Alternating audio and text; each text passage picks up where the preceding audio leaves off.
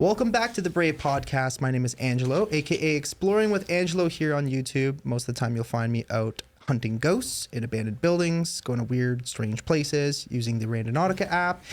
Other times you'll find me here sitting at the table with a bunch of really cool people talking about really random things sometimes. And that's pretty much what we're going to be doing tonight. So basically there's a lot of things. Most of the time people would call them conspiracy theories. Other people call them different things.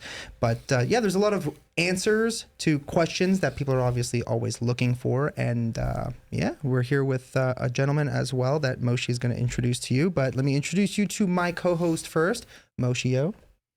Hi, my name's Mohammed. Everybody calls me Mo. I'm Moshio on YouTube and Instagram. And today we have a guest. But before I introduce the guest, I just want to remind you guys that we are on, obviously, YouTube, as well as Spotify, Apple Podcasts, and also, what's it called? Rumble. Rumble, yes. Rumble for the late night spicy stuff. Not like spicy videos that you would pay for, but like the spicy topics if you want to hear those. After hours conversations, right?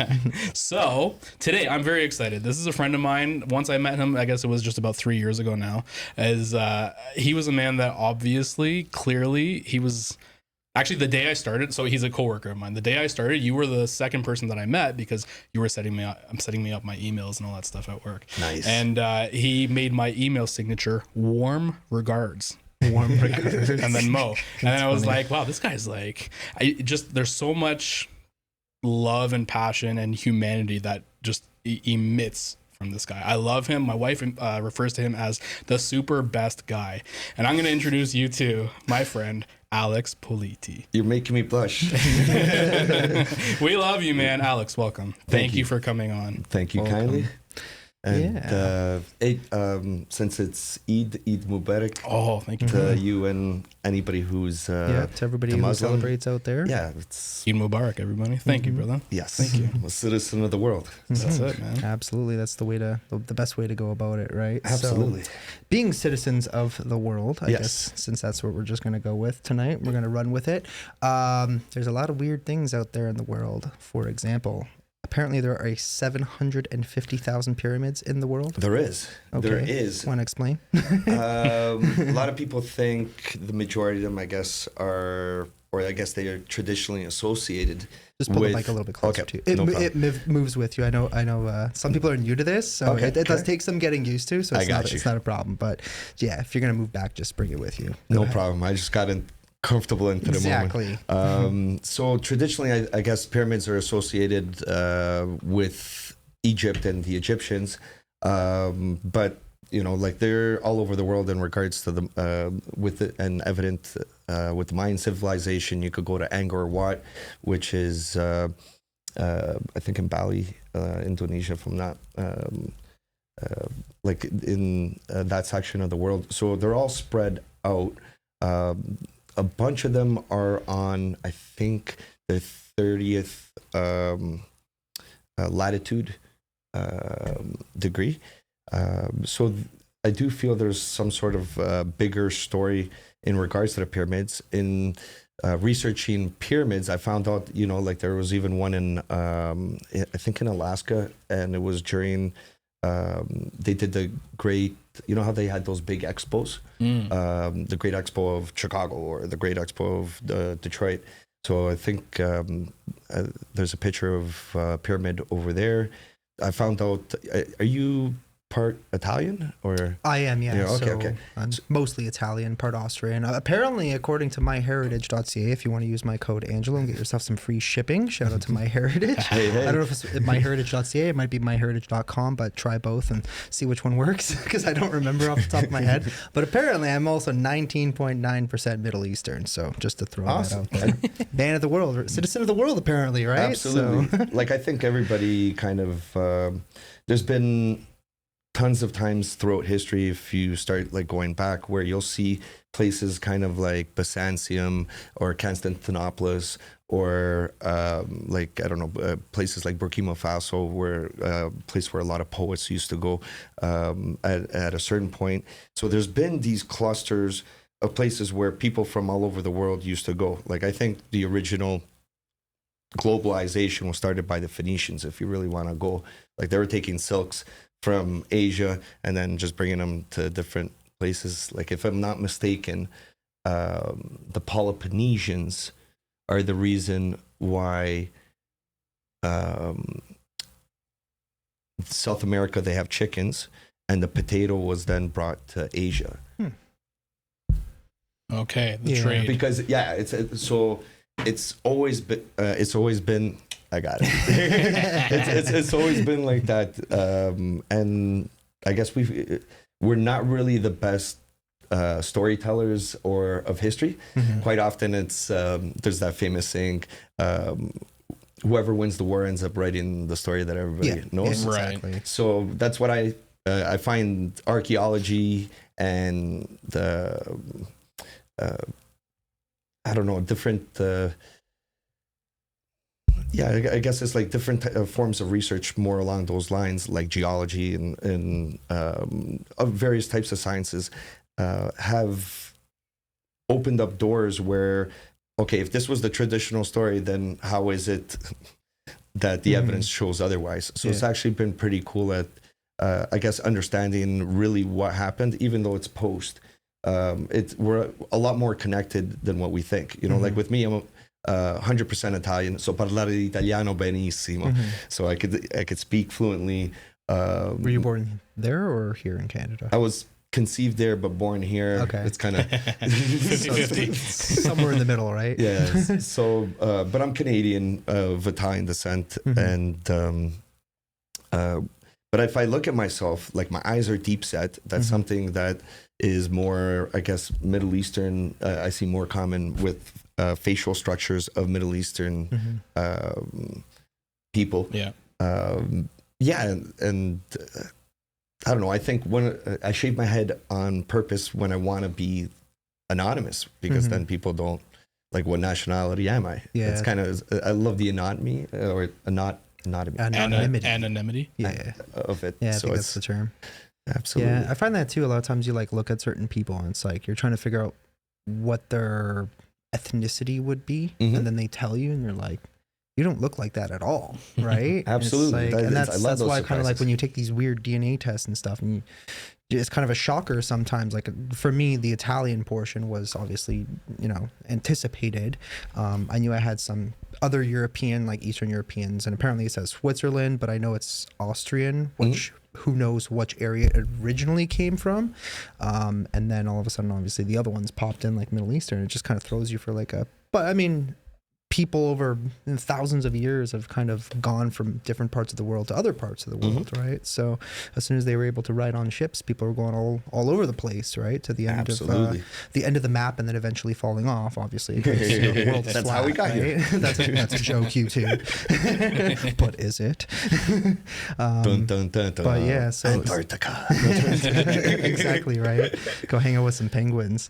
But yeah, so when it comes to the pyramids, we were kind of discussing it beforehand, and you were saying that so originally, because originally all the continents were all one big land of mass, which was Pangaea. originally called Pangaea. You Absolutely. had brought it up, and I knew exactly what you were talking about. And you had made a point to say that it is possible that the pyramids were some sort of infrastructure kind of created to harness and almost kind of make, how would you describe it, as if like connecting the world's electrical fields, Absolutely. so to say, right? Yeah, Is that how... we're energy ourselves. Yeah. Like if you really look at us underneath a microscope, we're literally atoms that are moving around. So this is using our sensory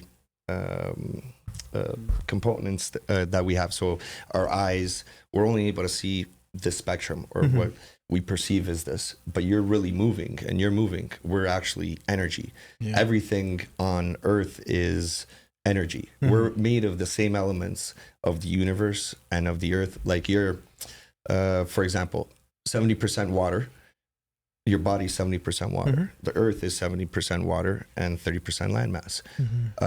For example, if the moon moves oceans and creates wind currents, and the tide goes in and then goes out, Imagine what it does to people. That's why everybody says, it's a full moon, the crazies are out. Well, guess what? No, It actually affects. there's That makes sense. absolute effects. So I wonder, like, that term, is that where that came from? Like, is that the idea behind it? Not sure if that I can't correlate or say because that's that. interesting. That you actually made me think about that now. It's Okay. like, is that because I always kind of think about, like, how we have these terms that we've always kind of used in society for certain things, right? And then it kind of makes you think, is like, where did that term come from? Like, how did people associate a full moon and, people kind of going crazy in the streets all of a sudden? Like, I wonder where a term like that actually comes from. Want to see if there's actually like anything to it? Sure.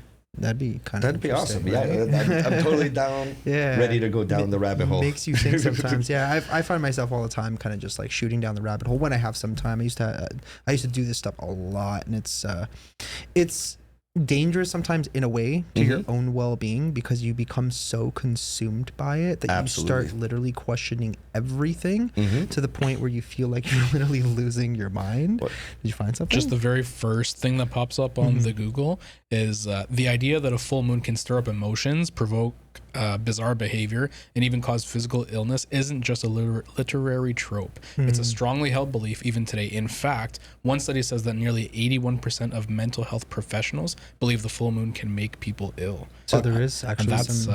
that's okay. Healthline. There's always going to be negative connotations. Okay, so here, I say you Google what does the moon do to the ocean. Okay. Look that up. Yeah. I'm friends with a bunch of nurses. One of them used to, or does work, I'm not sure exactly, in the maternity ward. I'll tell you an interesting fact.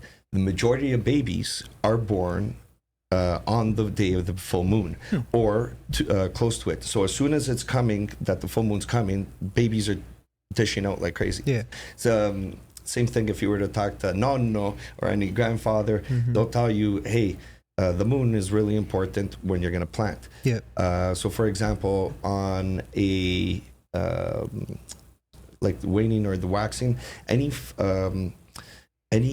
vegetable or whatever plant that you're going to be planting that is where the fruit is at the bottom, for example, like a potato, a carrot, that is done, I think, on a waxing moon. And then on a waning moon is when you plant for anything that has fruit that flowers up on the top, zucchini, cucumbers, cherry tomatoes. And so the moon is very much kind of like a magnet, I think.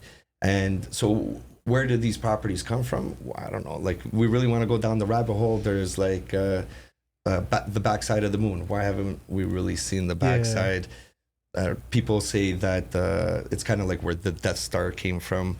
The idea of that. There's so basically it's kind of like a lunar base for extraterrestrial or whatever the case is. But I can't deny the fact that, for example, it does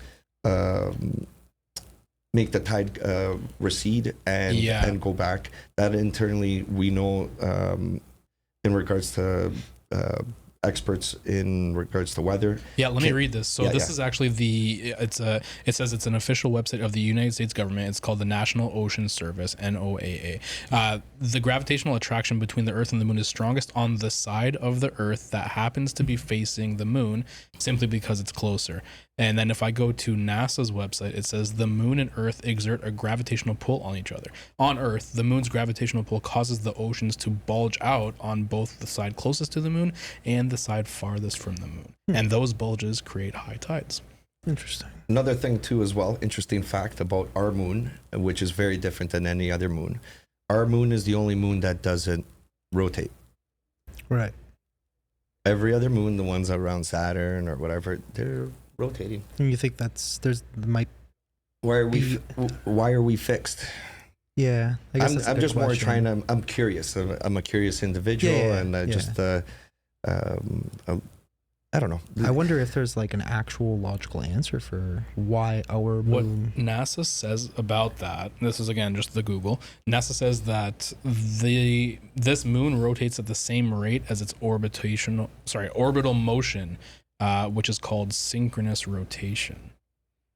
Whatever the hell that means. I don't know what that means. I think it sounds like a bunch Say of that BS. again, the last part? Yeah, It's basically saying that we're spinning, we're synchronized, Yeah. and both spinning at the so same both time. are So we don't really get to see it. But if Ah. I'm spinning on an axis like this, wonder. and the moon's going around with us, if it's rotating on its own axis, we'd be seeing the backside of the moon at a certain point throughout the year. It doesn't. It says the time it takes for the moon to rotate once on its axis is equal to the time it takes for the moon to orbit once around Earth. This means that the same side of the moon always faces our planet. Interesting. Here's an interesting fact, another one about the moon. The moon, the distance from Earth to the moon is perfectly done to cover the sun. So,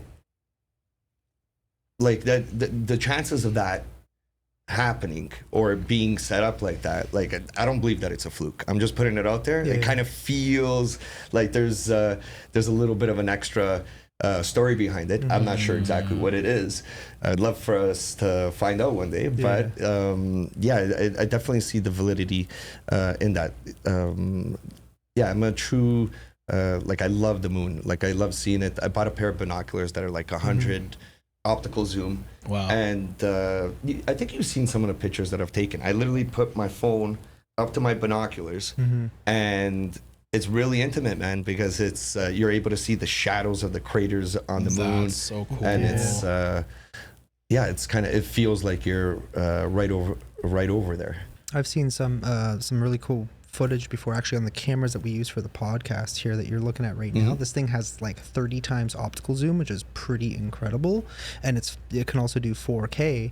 And some of the shots that we've taken with these cameras of the moon are just incredible. But yeah, there was a movie recently, I don't remember what it was called. It was one of those movies that started out really, really well and then ended very, very poorly. And it was like based on, extraterrestrials and aliens and whatever. And something to do with, I think it was the moon was essentially going to destroy the Earth. And I think it was on like Amazon Prime or something. I don't even remember what the hell this movie was called. Was that the one with, is that the one I'm thinking of on Netflix where, oh God, what the hell are the names? I don't know. It was like they went inside the moon or something. And so by the time they got there, and it was like obviously the backside of the moon. And then by the time they get there, and it's like this weird, like they realized that the entire moon was like, basically, I don't even know how, it was its own weird mechanically created structure, and it had like all these things running on the inside, and then they had to go in and like basically fight these weird aliens or whatever that was inside the moon. And then they're like, they basically showed up and were like, what the hell is this? And then they're fighting like all this, I don't know, it was just really strange. And it was one of those movies, like I said, like it started out pretty decent, and then just towards the end it just got really, really cheesy because it felt rushed. And then you're just like, okay, this doesn't, I don't know what to make of this, right? Like it just seemed kind of very far-fetched, and just, I don't know. But then again, I mean, we're talking about extraterrestrial stuff, so who really knows? Like even if extraterrestrials exist, like I don't know what your beliefs are on that, but I think that we're, like Utah Heritage what is it, ca.com? MyHeritage.com, I don't even know anymore. Like I think that we're, I don't know, I think we're all descendants of extraterrestrial, kind of mixed with us, like like the green emerald tablets. I kind of talked to you guys a little bit. So with them, they refer to so what are those exactly? the green emerald tablets. It's pretty much, if you were to look at every single religion that we have, it all kind of goes back to these tablets, whether it be they're really, really old. I think they're, Mo, can you look it up? I think they're 13,000 years old, and they refer to the Anunnaki being the extraterrestrial beings that came over here. And I think there was, if I'm not mistaken, I'm going by memory here, they created the first atom, or it was Adu. And if I'm not mistaken, So they called atoms Adu? no, like Adam and Eve. Oh, okay. They were creating Adam. So okay, So gotcha. at the beginning, they were trying to. They came here to apparently get resources and from the Earth that they use around, I guess, around the galaxy, and Well, they got to fuel their spaceships, right? So yeah, so they basically created humanity to kind of harvest these minerals or these rare metals for them, and we're kind of like descendants of different extraterrestrial that came down. Like on the in the Green Emerald tablets, there's the Epic of Gilgamesh. So there, it's kind of if you kind of mix that with what we know about the dinosaurs. So there were like giant reptiles, there were giant fish, there were giant birds. Okay, what, there weren't giant people. So like you have Gilgamesh. He's got a lion, kind of like the one on my shirt. You know what I mean? He had.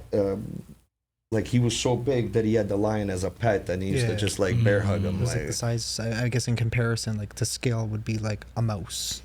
Yeah, say, no, right? it's like if you were to scale it down. Absolutely. Yeah. So there were gigantic people, I believe. Like, and they've found larger torsos. Like you can look up. There were tons of them in the 1800s, early 1900s, in the U.S. Like post-colonialism, where you'll find tons of articles where they're like, yeah, we found giant bones. A lot of these I think were collected by the Smithsonian, or they have them there. I'm not sure if they're available to be seen or anything like that, but I don't know. I've never really like heard of anything like, I've heard of obviously giants, right? I mean, I've seen Andre the Giant, the wrestler back in the day. That guy was pretty freaking big, right? So, absolutely. I mean, like people like that were abnormally large. So I actually, to speak to that point, so in Islam we believe also that there are giants were at least. And I remember seeing something that Adam, who we would call the prophet Adam, was something in the range of like 30 meters tall. Yep. Right. And there is also, so Eve, being Adam's wife, being her grave something like 100 and some odd meters long. You know, so just to the point of the giants. Yeah. So I mean, if there's like, obviously religion dates back and kind of talks about things like so is the whole Adam and Eve story actually in the Quran? The story of them, or the story of the giants? Both. Part of it. So there's certainly Adam and Eve are in the Quran. They're the first prophet and the first woman. That's very similar to like the Christian and I believe the Judaic beliefs. In terms of the giants, I know there's certain. I was reading one not long ago about just how he was talking about how God was talking about Adam and describing just like, you know, he's talking to the angels saying, go to Adam and something 30 meters something. As much as I remember, they were giving dimensions. It was in there. It wasn't like super like, hey, this is the height of the man.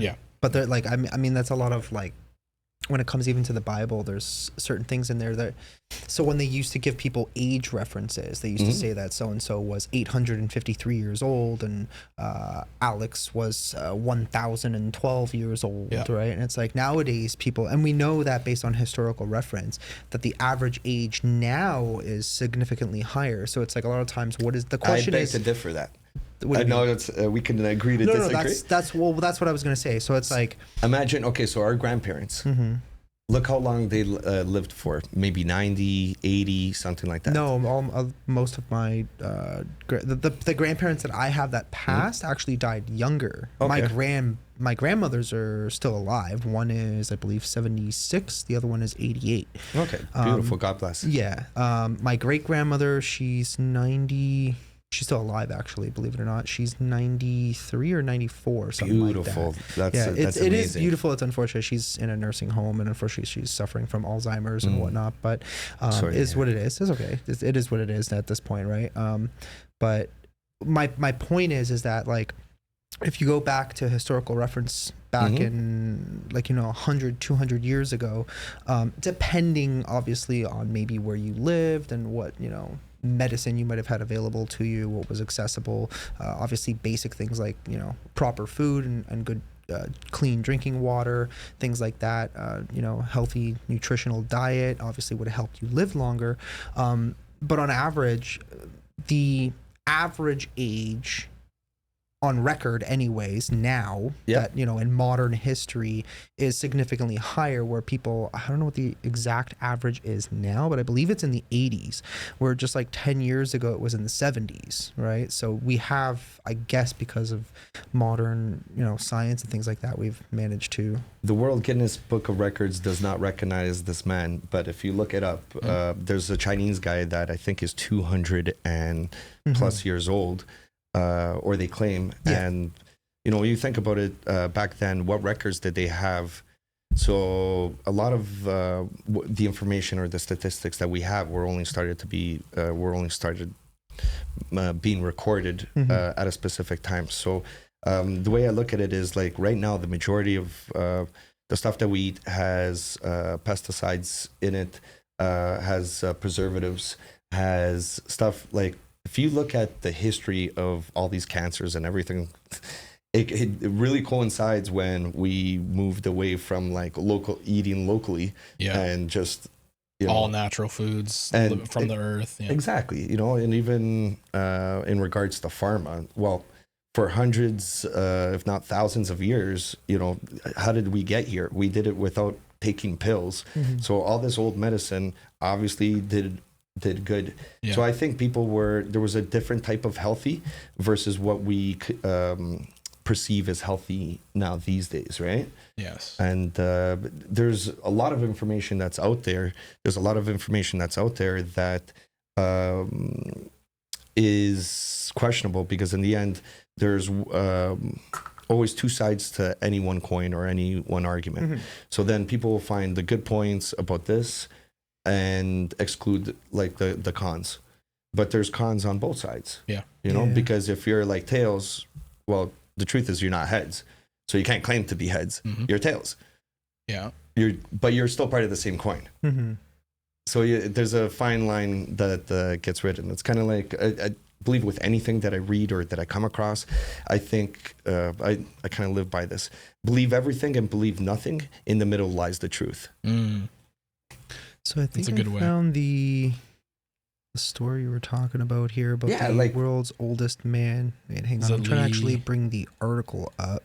So the one that's recorded, according to, let me just bring this up. You got to get him smiling, man, because you could really see the 200 in the face, man. Like it's I don't know. Is that the one I saw? Li Chungyuan?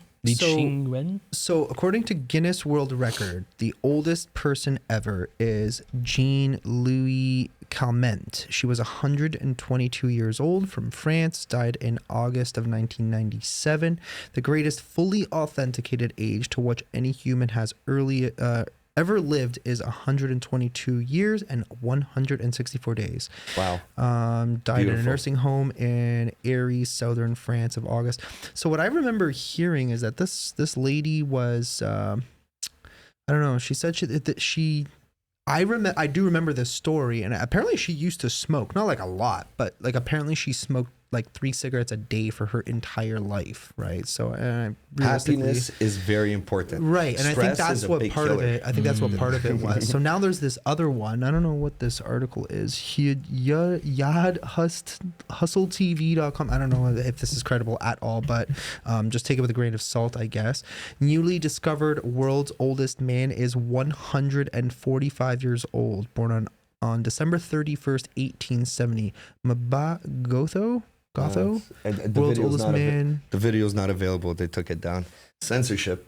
I'm all about critical thinking. So of course, basically make your own decision based on it. So the oldest man is an Indonesian, Gotho, who is 145 years old, with documentation that says he was born in 1870. Documentation. The problem with the Chinese guy is there's no documentation 200 years back. And that's kind of like my point, right? So it's like this dude, like some random dude is just claiming to all of a sudden be some random age, and it's like, how do you verify it, right? If there's no actual records. And that's the thing too, even with carbon dating or anything like that, they need live organic matter to kind of estimate it. It's never really accurate. Like even okay, if humanity is only a few thousand years old, or let's take all the text. So you get the Quran, the Torah, the Bible. You know what I mean? They're all within, say, like 3,000 years old. Then you look at like different religions like Hinduism and Buddhism. They're more like 35, 5,500. Then you start getting into, I don't know, like say the I Ching. That you're getting back to how like it's the old ancient emperors of China that used to write these, or some of their not aristocrats, but just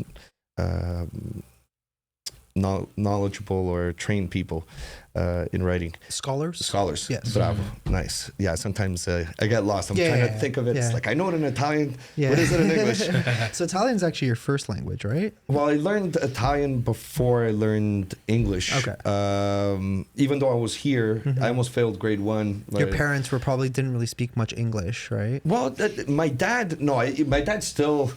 But they spoke predominantly probably Italian, and then when you went to school, you probably had to learn My English, mom's right? she's very bilingual, whereas my dad, he still has a thick accent to this day. It's actually quite funny. Yeah, he's a character. That's funny.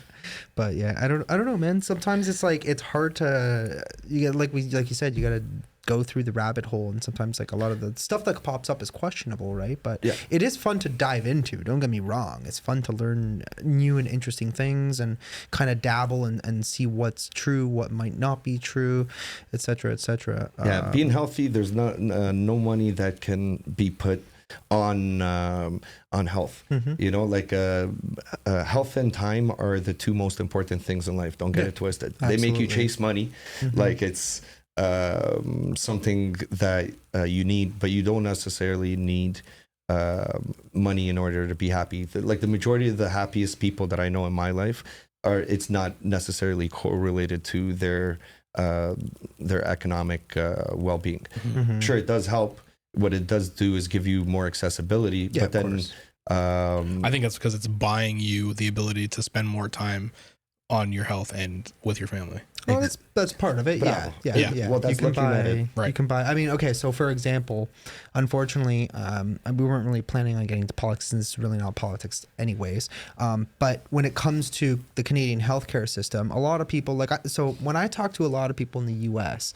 and they're like, "Well, at least you guys have free healthcare." I'm like, first of all, it's not free. It costs a fortune. Everyone knows that. And when I tell Americans our tax rates that we pay that are up to almost 49%. If you make, I think the number is if you make over $153,000 a year, so make sure you only make $152,000 so you don't hit that 49% tax bracket. You literally lose just about half of your money. Right? And a large portion of that has to go into healthcare. Now, what we're having happen here, and we've experienced a lot of this over the last 3 years when the healthcare system was overrun, right? Which is not something that was new over the last 2 to 3 years. Absolutely. It's something that's been happening for decades. Why? Obviously, politics plays a part of it. Maybe mismanagement of funding, et cetera, et cetera, et cetera. There's a lot of waste. Of course, absolutely. I'll be the first to say. But the funniest thing is that when all these people are kind of going, like Americans are always going on about, oh, it's amazing to have, free healthcare. Universal healthcare is the actual term. The only time is it's actually free is if you make $0 or you don't pay tax at the end of the year. That's when it's free because you still qualify to get the health insurance coverage.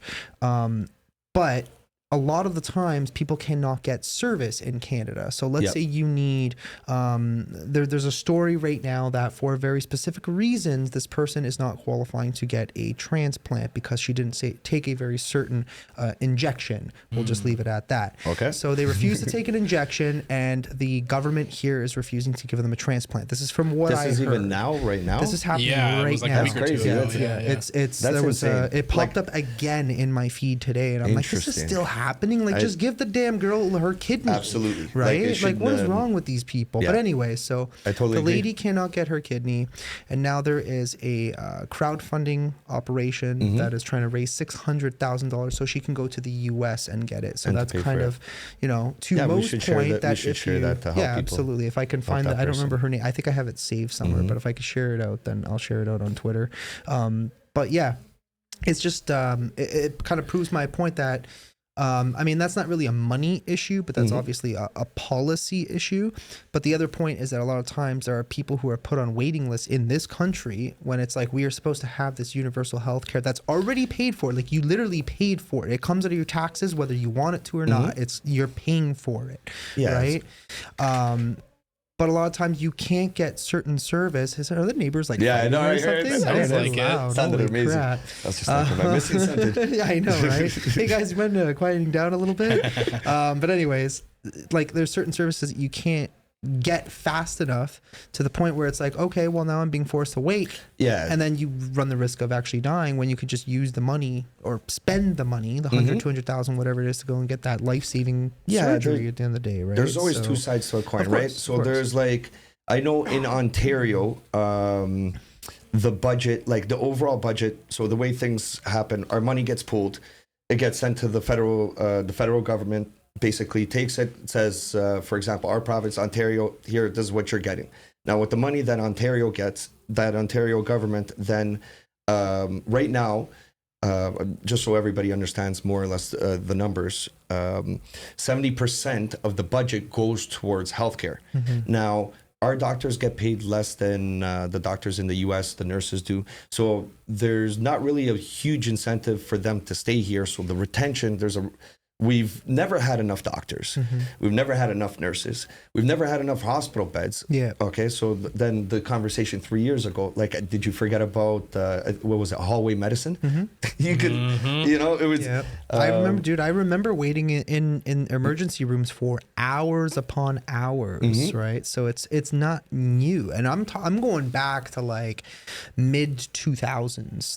That was a thing, right? So I had a obviously blood it's test. not perfect. It's, you know, it's good. I'm not against universal health care, but I mean, Oh, I'm it's totally just- for it, but it's got to work. I totally agree with you. I'm like, on if the we're same paying page. for it, Yeah. then it's got to work. It's got to be Yeah. accessible. One thing that it is good, like in the US, if you don't have insurance, you basically don't have access to it if you don't have the money. So Yep. there's literally, I remember talking to a nurse on a vacation, and she told me, she's like, man, I'm shell shocked. I moved from Canada to the US very first day, very first hour of being on the job. All of a sudden, gunshot victim comes in. You know, her regular procedure over here is like, let's get this person in there. Let's try to heal him as quickly as possible. And they asked him, they're like, do you have insurance? The guy said no.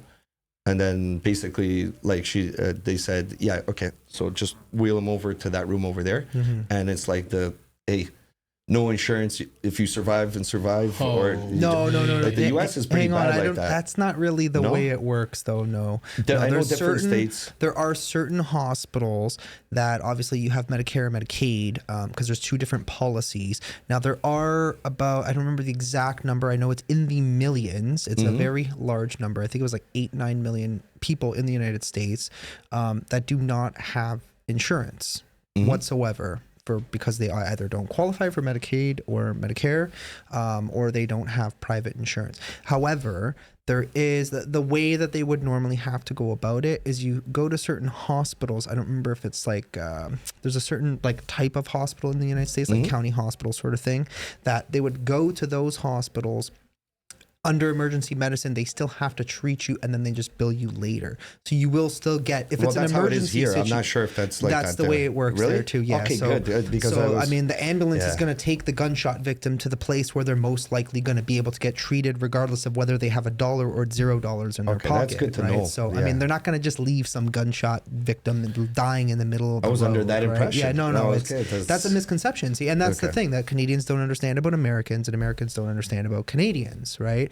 Now, if it's a non-urgent situation, then the case kind of changes. Like if you've got like, you know, you broke your toe or something, then it might not be treated as like an urgent care type of thing. You're right? gonna be waiting at least 9 hours. Yeah, it's gonna be a very different situation if it's something like that. But if it's like life threatening, like you're having a heart attack or you got shot or something, then you show up into the hospital. They're gonna take care of you and then just bill you later. Okay. Now the problem a lot of times with that, from what I understand, is that a lot of these people who take the bill you later scenario Like will the never bills be that- able will never be able to pay. So a lot of astronomical. times they Right. either have to claim bankruptcy or it goes into collections or whatever the scenario might be, and it's tragic when that happens, right? So it's very unfortunate. Healthcare But should be available for everybody, for every basic child, for healthcare. every. Yeah, basic healthcare. I think. Yeah. It's just as a society, what are we doing if we're not taking care of Yeah. our own? And for Yeah, the most part, it is on both sides of the border. There is a percentage of people in the United States that unfortunately do not qualify for Medicare, Medicaid, or They whatever. should be getting healthcare. They should, yeah, they should. Everybody should But the do. problem is like every time they create these new programs, there's some sort of fault in these programs. So even when Obamacare came out, there was a bunch of people who essentially got screwed, where like the healthy people's insurance policies went astronomically through the roof and could no longer afford to pay the bills for the family. And then there was, the other people who just did not qualify for any reason at all, right? Because of some sort of pre-existing condition or something. So it's like every time they come out, like in the US, I'm talking about The lobbyists are specifically. good, man. That's Yeah, what it's. yeah, Then you got the of course. pharma lobbyist over there. Yeah. You got. I mean, we know how big pharma works, right? I mean, brought to you by Pfizer at the end of the day, Oh, man, right? yeah. Especially in the States. Oh my God. Like in the last 3 years, because I've done a lot of traveling there. So every time I was on the road, I had an older car. So I sometimes would listen to podcasts while I'm on the drive, but sometimes I'll just turn on the radio and scan through and find something that I want to listen to. And it was like every third freaking ad was like, brought to you by Pfizer, brought to you by Moderna. Nothing was brought to you by J&J because that one just killed people. So, oh wait, sorry. I don't we know. allowed to Did say it that? kill people? I'm not sure. But anyways, it doesn't really matter. But yeah, so it's just like, it's crazy like how big the pharmaceutical industry is in the U.S. It's and massive. in Canada too. In Canada, don't get me wrong, we don't hear a lot about it because it's We're not legally allowed to advertise about it. yes, So we don't get those yeah. commercials. Hey, take this for heart attacks. Talk to your doctor. May cause diarrhea, heart attack. I don't know, inflammation of your liver. This and this, and the list is long. Like I did. I don't know. I love history, and I told you archaeology, and I find it fascinating. So I went down the rabbit hole of like healthcare. Like, how is it that we have healthcare now these days? So it's actually quite interesting because if you really go back, then it's you got the Rockefellers that ended up funding the creation of medical associations, the first medical associations there in the U.S., and that created the universities and the accreditation of who is a valid doctor and not doctor, or the standard for, I guess, Western medicine, let's call it. And a lot of it is based on taking old medicine, adding a few extra synthetic components to it. They put it in a pill form, and this is the solution. I think there's like, I really feel bad as society because it's kind of like you're losing a part of your history. So it's kind of like you said, you're Italian, right? Our generation is kind of going through how many people actually speak Italian like fluently, or that we're losing our language as faster than a lot of other places in Europe. And it's you could call it based on shitty imperialism, because then you got Brazil that speaks Portuguese, you got all of South America and Central America that speak Spanish. Yeah, but Brazil doesn't actually speak Portuguese though. They speak a version of Portuguese, but right? it's So- based But on it's it. still called Portuguese. It's just a different Portuguese than Portugal. yeah, it's very dialect though. And when it comes to Italy, in Italy, every place generally speaks like, so you can literally go from one town and then go like up the road to another town, and they speak their own dialect. It's wild. Yeah, they won't be able to communicate with each other. They're extremely. Italy is one of the weirdest places. It is a like, weird place. Yeah, they're so racist they're racist so amongst racist. themselves. Yeah. Right. It's like it boggles my mind. It's a geographical racism, though. It's not based on Exactly. skin color, unless you're colorblind or Sicilian because you're darker than they're racist based on your skin color, right? It is funny. I'm a little more olive than you, so of course you're going to be racist to me, right? So it's like if you go to Italy and you ask for an espresso, Yeah. it's gonna cost you €5. Yeah. If you ask per un café, it's €1. Yeah. It's the exact same thing. It's funny. It's funny because he's not wrong. There's like the tourist prices and the non-tourist prices, right? I've heard of that many times. I've seen it myself, and they bring you the tourist menu, and then if you say, "Hey, I'm not a tourist," right? And then, okay, and then they bring you the normal menu, which is like a third of the price of the other items, and it's so stupid, right? Yeah, the only time I speak English there is like say the police's or the carabinieri. Do you speak English? Yeah. No English. No English. Okay, I don't know. No. I was taking pictures I saw these beautiful statues, and I saw this is in Rome. I was just like going to go meet up with my friend. I was driving. There's nobody in the middle of the streets. I was going to meet up with Paulo, and all of a sudden I stop and I'm like, "Fuck! I've never seen." Am I allowed to? Sorry. If Okay. I've never seen this building. It ended up being their like superior court building. So I just saw I saw a statue of Cicero there and Cicero and like a whole bunch of other people. So I started taking some pictures. All of a sudden, this carabinieri, I get like. And what is that? What is carabinieri? It's like their federal police. Yeah. It's kind of like RCMP. Okay. So all of a sudden, boom, I get like they start screaming at me in Italian, like, "What are you doing?" So at the beginning, I answer in Italian. I'm like, "Just taking pictures. Sto facendo delle foto."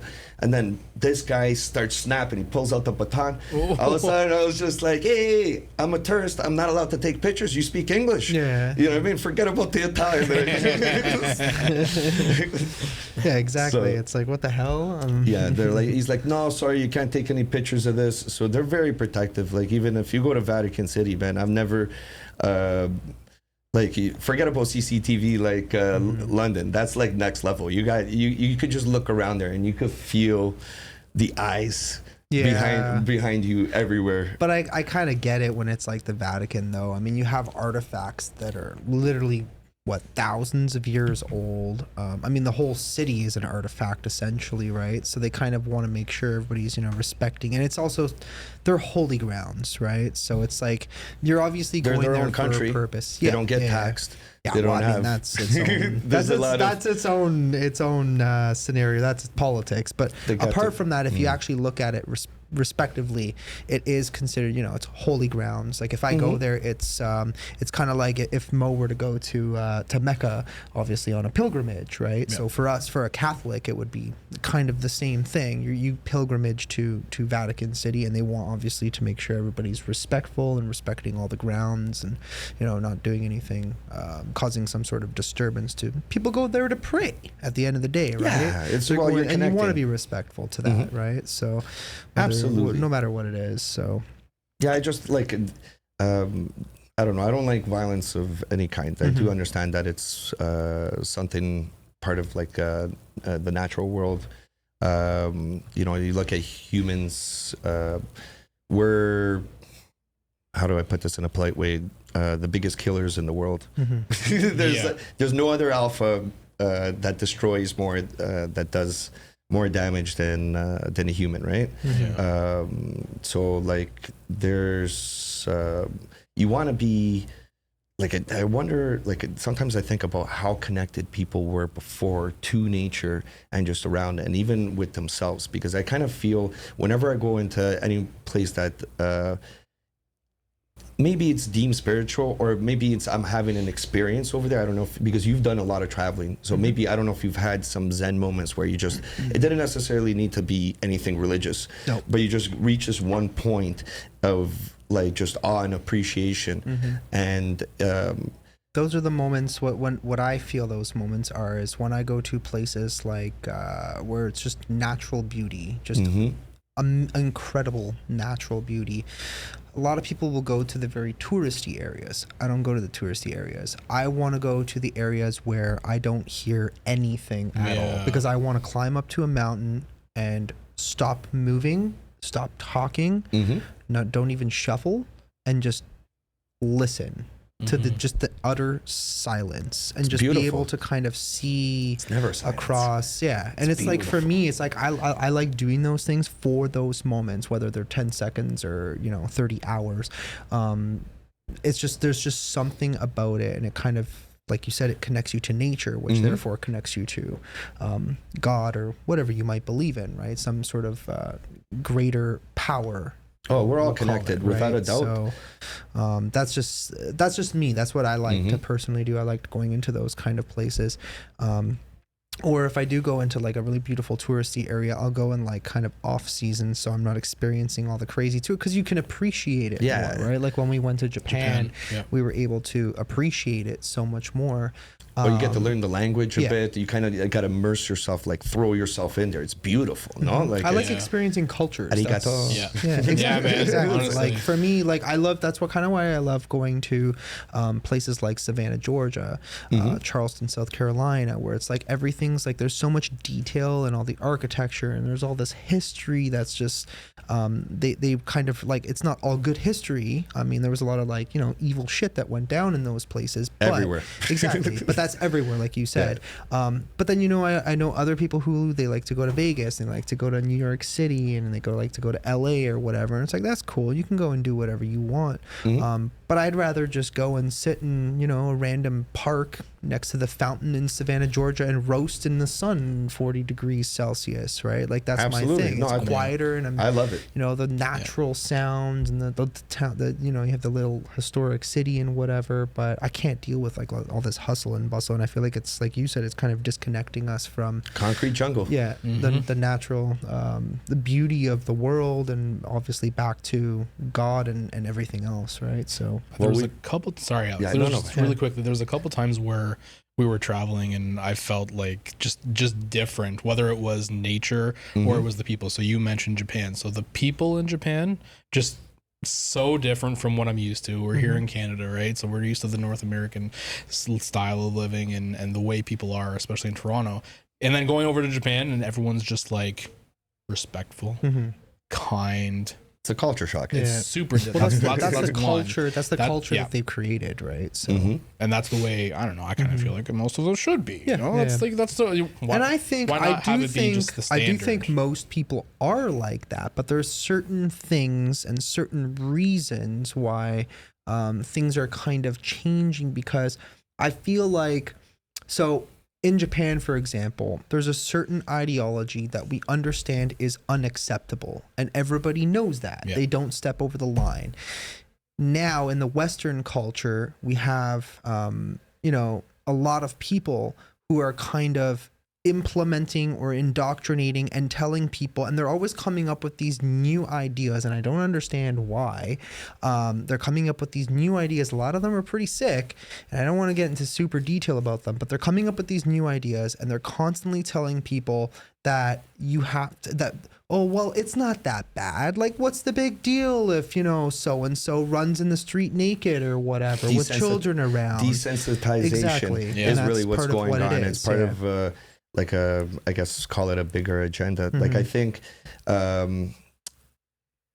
everybody should think about what's the very first strategy when it comes to war. Like the one that everybody knows.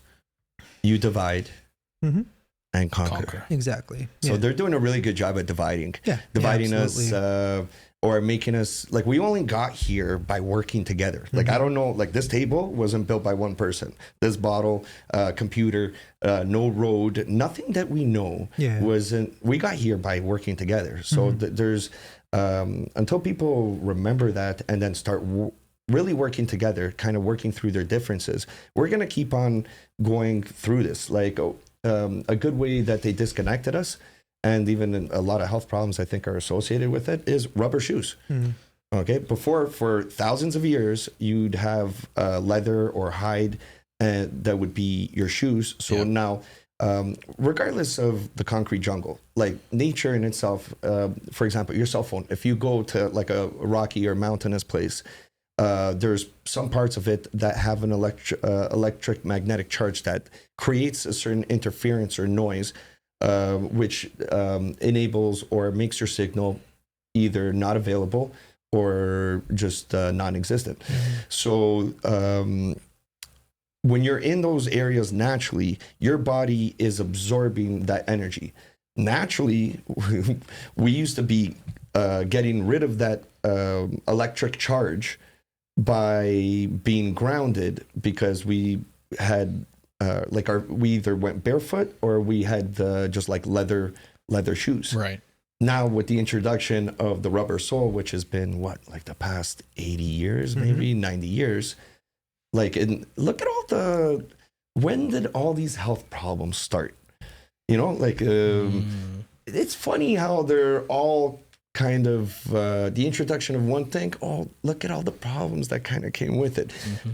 If we step back and just look at things in a macro sense, it's really easy to connect the dots or even start to question stuff and think, okay, so why aren't we actually doing more research on these things? They want to keep us divided. So the less connected you are, why did they put fluoride in your water?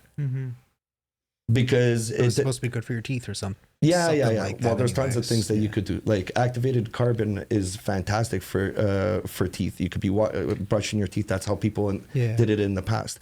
What it does is it suppresses your pineal gland, in regards to being connected to the earth, to being connected as a being here. I think there's lots of ways that we've been divided, and until we start to recognize what is good for me. For me, I've decided one thing that I got to thank the C word, COVID, or whatever, during that time period is that it was a period of rediscovery for me where it was like, if I only had 5 years of my life, what would I want to do? If these were the last 5 years. So I really thought about it. And that's where I kind of like, you know what? I want to be more connected to the earth. If I don't go on vacation, and I love going on vacation, I just love people, history. I like walking through the streets and just learning about cultures, and like shanty is part of towns. That's where you get the real story. I give all that up. I give going to any restaurant for the rest of my life in order for me to be healthy and my family to be healthy. And I just want to live off the land. I'm tired of this concrete jungle. What this at a certain point, I realized this doesn't serve me. It doesn't fill my cup. So those experiences that you were describing before, okay, that's what I want to live for. So how can I attain that? And if I only have this limited time is really important. Forget about money, time. You could be the richest person in the world. You can't bring that. Even all the possessions that you could buy, you can't bring that when you tap out of here. That's right. So what are you going to do with the time that you're given? My best friend passed away when I was 23.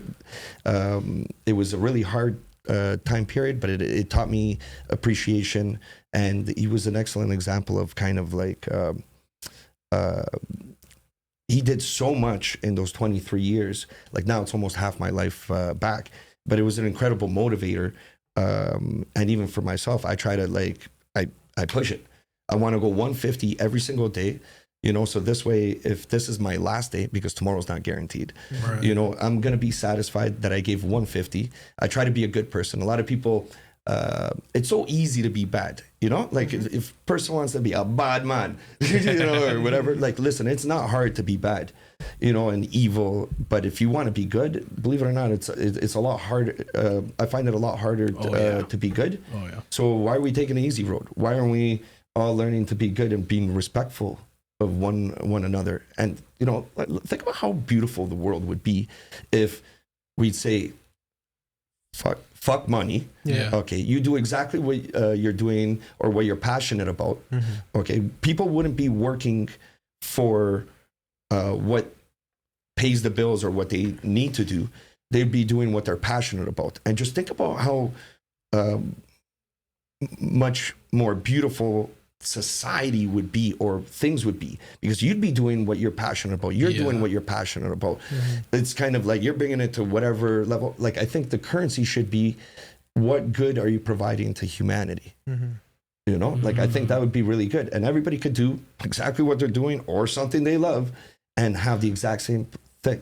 Right. The Federal Reserves don't want you to believe that they got us slaving over money and whatever. But if the people have the power, If we all say no, like it's no. What are the elites gonna do if nobody decides to participate in their system? Yeah. And that's the thing with the fiat system. Like every currency is a fiat system, and it's designed to fail. Mm-hmm. That's why they keep on, like, the debt keeps on getting bigger. Like look at what happened with the lira. When I was growing up, I remember 1,000 lire was That's one the Canadian Italian. dollar. The lira Italian. doesn't exist anymore. Exactly. Now it's the euro. Yeah. But they stamped it. Which was, sorry to interrupt, but going from the lira to the euro was the worst decision Italy ever made, because Totally. the value was essentially half. So let's say just for easy numbers' sake, either Canadian or $1,000. Let's say you had $1,000 in your bank. Imagine the next morning it changed to euro, and your $1,000 is now worth 500, which is essentially the same thing that Joe Biden and Justin Trudeau are doing, realistically, by using the fiat system to simply just. But here's the problem with that, though, because I've had this argument so many times before, where I've literally argued with people, and they constantly say, oh, well, the way to solve the problem is just print more money, right? And it's like, no, that doesn't work. So when the fiat system was originally designed, it was actually backed by something, right? Backed by gold.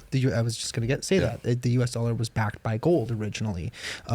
And then they eventually decided to switch over to the Federal Reserve System, which the act passed essentially after the Titanic sank, right? Suspiciously, with four people who were opposed to it were on board. Well, they're the biggest bankers in the U.S. At the time, with the exception of, I think, I don't know if it was the Rothschild or maybe. I don't really remember. I don't remember exactly, the names exactly, but those people did oppose the Federal Reserve starting, and they basically, in order for the Federal Reserve to be the Federal Reserve that we have right now, those people needed to agree to it. Now, Titanic sinks, those people die. They're not there to oppose it, and here we are today. There's a lot of in between. Now, I don't think the fiat systems in general need to be eliminated. I think they need to be revamped, right? Where it goes back to the original concept of capitalism. Now, capitalism, a lot of people don't understand. Like, the actual definition is essentially providing goods and services, right? Like, that's the most basic definition that you'll find of capitalism is essentially related to the sale or service of goods and services. Like what you're saying, you're providing value to somebody, and here is a shoe, right? Here's a leather shoe. Do you think my work is good? And you're like, yes, I believe it's worth $120. Okay, I will take your $120, and it's an exchange of goods and services is essentially what capitalism is. Yeah, absolutely. Right? Now, obviously, a lot of people have taken advantage of the system when it comes to fiat systems and capitalism in general, and done some It's been pretty hijacked by the stupid- corporation. No? Of course, of course. We know that, right? But not all corporations at the end of the day. There's just a lot of them. I mean, now we got companies like BlackRock, who are obviously taking advantage of the fiat system and the way it works. And they're taking advantage of these people who they believe in systems like trickle-down economics, which is not even actually a real thing. If you look it up and you try to actually explain trickle-down economics, it just doesn't really work or make sense, right? Yeah. So when you're talking about things like trickle-down economics and they're explaining it, and you're like, so you're saying socialism, right? So it's like there's no incentive, like you're saying, to go out and provide something of value. You're basically saying, let's just create a purely socialist society where everyone is completely equal. The rocket scientist is paid the same as the janitor. That's like Cuba, or what Fidel wanted, but Fidel still didn't live like everybody else. Communism and socialism, they're very similar, but they have minute differences. There's always a pyramid. Yeah, exactly. But it's like things like that, which just generally don't make sense. When capitalism done right, like, you can do a lot of good things with it. You can incentivize people properly to want to create and provide something of real value. Absolutely. Instead of being just, a corrupt piece of shit at the end of the day. Well, at the beginning, a lot of the money used to be the state or the government had a lot of the money. With kind of like the introduction and the permanency of the corporation. Now the money's been taken away from the majority of these countries, and the corporation is pretty much like the one that has the money. So they pretty much tell the countries or your prime minister, your presidents, pretty much what's going on, or we're going to F off out of here and bring our money elsewhere. So there's a lot of hijacking that has been going on. Now, you know, like, how is this benefiting people? Like, getting back to the currency thing, right now, we're going through some heavy duty times. I don't know if people, like you said, there's a lot of people from the US and Canada that kind of follow this podcast. So, for example, BRICS, I think if I'm not mistaken, was they're in the process. There's China, Russia that have gone together with, I think it's Saudi Arabia. There's a bunch of countries. I think there's 18 countries that have signed on so far, with like Germany included, even England. London is separate to England, just so everybody understands. It's kind of like their own Vatican City with their own taxation system, let's just put, which is separate to oh, you mean like Toronto, where they just want to tax everybody into oblivion? We'll see what happens with our newly elected mayor. Oh yeah, please. Oh my God, I don't think she's gonna do much of anything. I think everybody. Anthony Fury was the way to go. He had real policies that he wanted to do, things that normal, average, ordinary people could have probably benefited from. Yeah, and he was good. Like, Anna Bailao, maybe Chris Guy minus the Jersey Shore, but he did expose Chris a Guy? lot. He's the big supposed conspiracy theorist. Oh yeah, and, I know that. But he was running, and he was completely like you didn't even hear his name on television when they were talking about the polling. But it's because really, what are you polling? Then his name wasn't offered there on the list. But you did see his name on the finals, right? When they get the ballots. And what did he come in, like 5th or 6th? Or 9th. Okay, even regardless of the fact, it's like, what I do have an issue with is the censoring of really what's going on. You know what I mean? Like, if we live in a democracy, shouldn't everybody have a chance? Or is that not a democracy? Yeah. Because I know, like, our PM sometimes says things that maybe are on both sides of the fence. But like, so yeah, there's a lot of interesting things that have gone on. Like, even today, I went for a blood shot. Talk about waste, right? I went for to take a blood sample to find out what blood type I am. I've taken thousands of blood tests or hundreds of blood tests in my lifetime. You would think that that would be on record, but right now I had to waste somebody's like a needle to take another one. Like, why, when this should be something standard? You know what I mean? I'd like to know. I believe it says it on your birth certificate, doesn't it? I'm going to go home and get my birth certificate and check it out. I believe, I could be wrong, but I'm pretty sure it says it on your birth certificate. I'm excited to I'll go home and check it out. That'll give you an answer. But I know. It's just, we do a lot of these like stupid redundant things, and we're just very wasteful. I mean, it's just the Western mindset of just whatever. I could just get another one or buy another one. And I feel like a lot of times, and that's another problem going back to our socialized healthcare system, is it's relatively wasteful at the same time, because it's like tax dollars are paying for it. It's not coming out of your pocket. So it's just like, who cares? I don't need this. You drop something on the floor, garbage, whatever, who cares, right? So yeah. What do you think? Like, do you think that's reflective of all of society? Like, I don't think so. I think it's a lot of certain people where, so going back to the thing where there's a certain parts of society where we are consistently just trying to allow things to be acceptable, right? We're allowing more things to be acceptable when in other countries, like going back to Japan and how we kind of relate, where it's like across the board, Japan agrees there's a certain set of rules, and there's certain things that are acceptable and not acceptable. Yeah. There's a certain etiquette about going through things.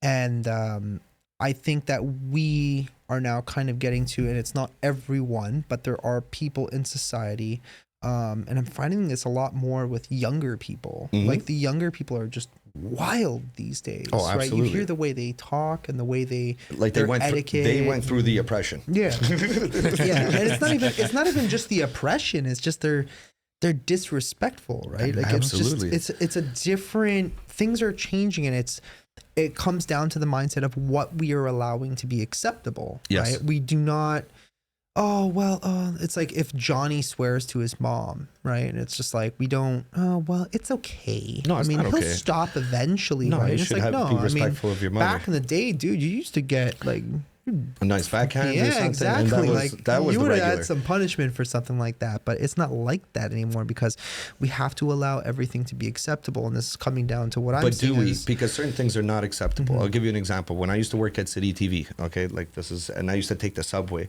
I found myself quite often being on buses or being in subway carts where you have a bunch of kids and they're on their cell phone. You know what I mean? Just like looking over here. There's an elderly person that gets on. Nobody even acknowledges them. Like that could be your grandmother. That could be your grandfather. You know, have some respect. Get up. And go, you know, even the ones that do see them pretend like not to see them, then just go right back to their phone because they don't want to get up. That's for me as shameful that we've kind of gone to that point of acceptance where it's kind of we're not even respecting ourselves anymore, or just like for me, I find that unacceptable. So I'm, pardon me being vocal, but I'm that guy that gets up on the bus or gets. It's like if I was sitting down, you give them your seat or something. Right? I would, you know, I would get up. You know what I mean? Like you guys don't have a grandmother or something. Like what's wrong with people these days? Yeah. So, but that's what I mean, right? Like, apart from maybe people like you or people like us that might actually say something, most people are like, oh, I don't want to start a ruckus, so I'm just not going to say anything when they see something like that, right? So it's like, you know, there's a lot of situations recently. For example, we are now seeing a guy who's been indicted for assaulting a homeless person who was quite literally out of his mind, losing it. Yeah. And this guy, I think his name was Daniel Penny. It was in New York City on the subway. And so this homeless person, he was on drugs, out of his mind, probably severely mentally ill, was not getting the proper treatment that he needed. And he was going around threatening women and children. And Daniel Penny, who was a Marine, he actually subdued the gentleman who was... Did this guy end up passing away or something? He did, yeah. And that was part of the problem. And of course, the news all turned it into this whole race thing. Absolutely. And all of that stuff. But it's like, had that guy not done anything, the rest of the people on there would have just accepted it. And that's my point. And then when one guy actually stood up and did something about it, he's the one who's now in hot water. Yeah. He's the one who's now being threatened with, you know, life in jail because he actually said, this is unacceptable. I am not going to take this. Yeah, I don't think I don't know. I haven't seen the video, so I don't know. But like, if a person, say the person was being erratic and there's a person with mental health issues, I'm hoping this was an accident. It wasn't something. It was an accident. Like an intent. He essentially, so he put just for context, he essentially put the man into a chokehold, and then when he realized that, like, okay, I gotta like kind of release, he did release at some point, and they held him up, but the guy kept still going crazy, and he was trying to attack them now, so they had to go back into a chokehold. The guy ended up. It just went wrong. Yeah, exactly. That's pretty the guy, much it. he didn't go in with the intent of killing this person. Is the solution more police? I don't know. No, the solution is getting to the root of the problem. The problem is, I think it's community. There's mental health. There's people with serious mental health issues out there. Before, we used to have centers to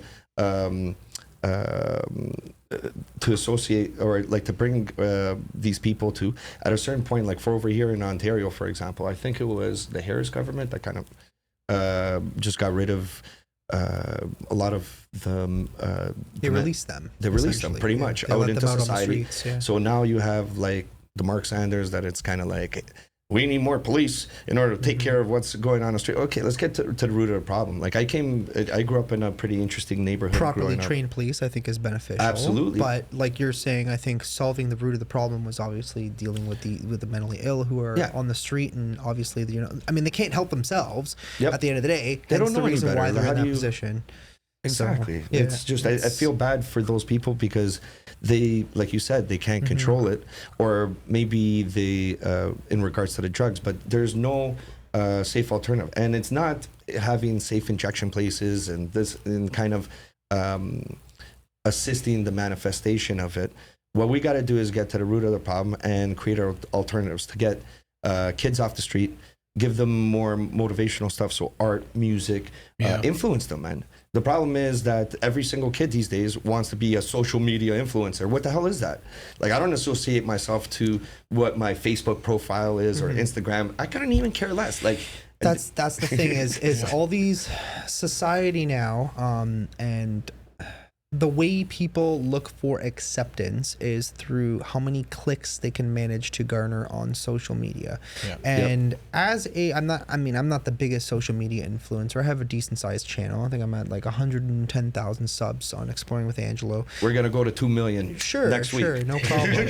But at the end of the day, for me, it's kind of like, I feel like we've become so connected to social media and what's that new popular thing. And it's being said a lot lately about, that's what people are looking for. And that's why people are siding with a lot of these unacceptable, weird things, right? Like, there's just so many things happening. There's so many arguments now in the culture war, especially, with people arguing about things like politics and what's acceptable and what's not acceptable. And it's like, oh, well, you got to accept the new things because the old stuff is outdated, right? And it's like, well, in what sense are things outdated, right? I mean, sometimes you're not like, yes, okay, new technology comes along, I get the reference, but it's like sometimes you need that older, wiser person who's kind of been around the block, right? So, and we're kind of dismissing what those people are saying, like, grandma doesn't know what she's talking about, she's a racist homophobe, right? And it's like, no, dude, like,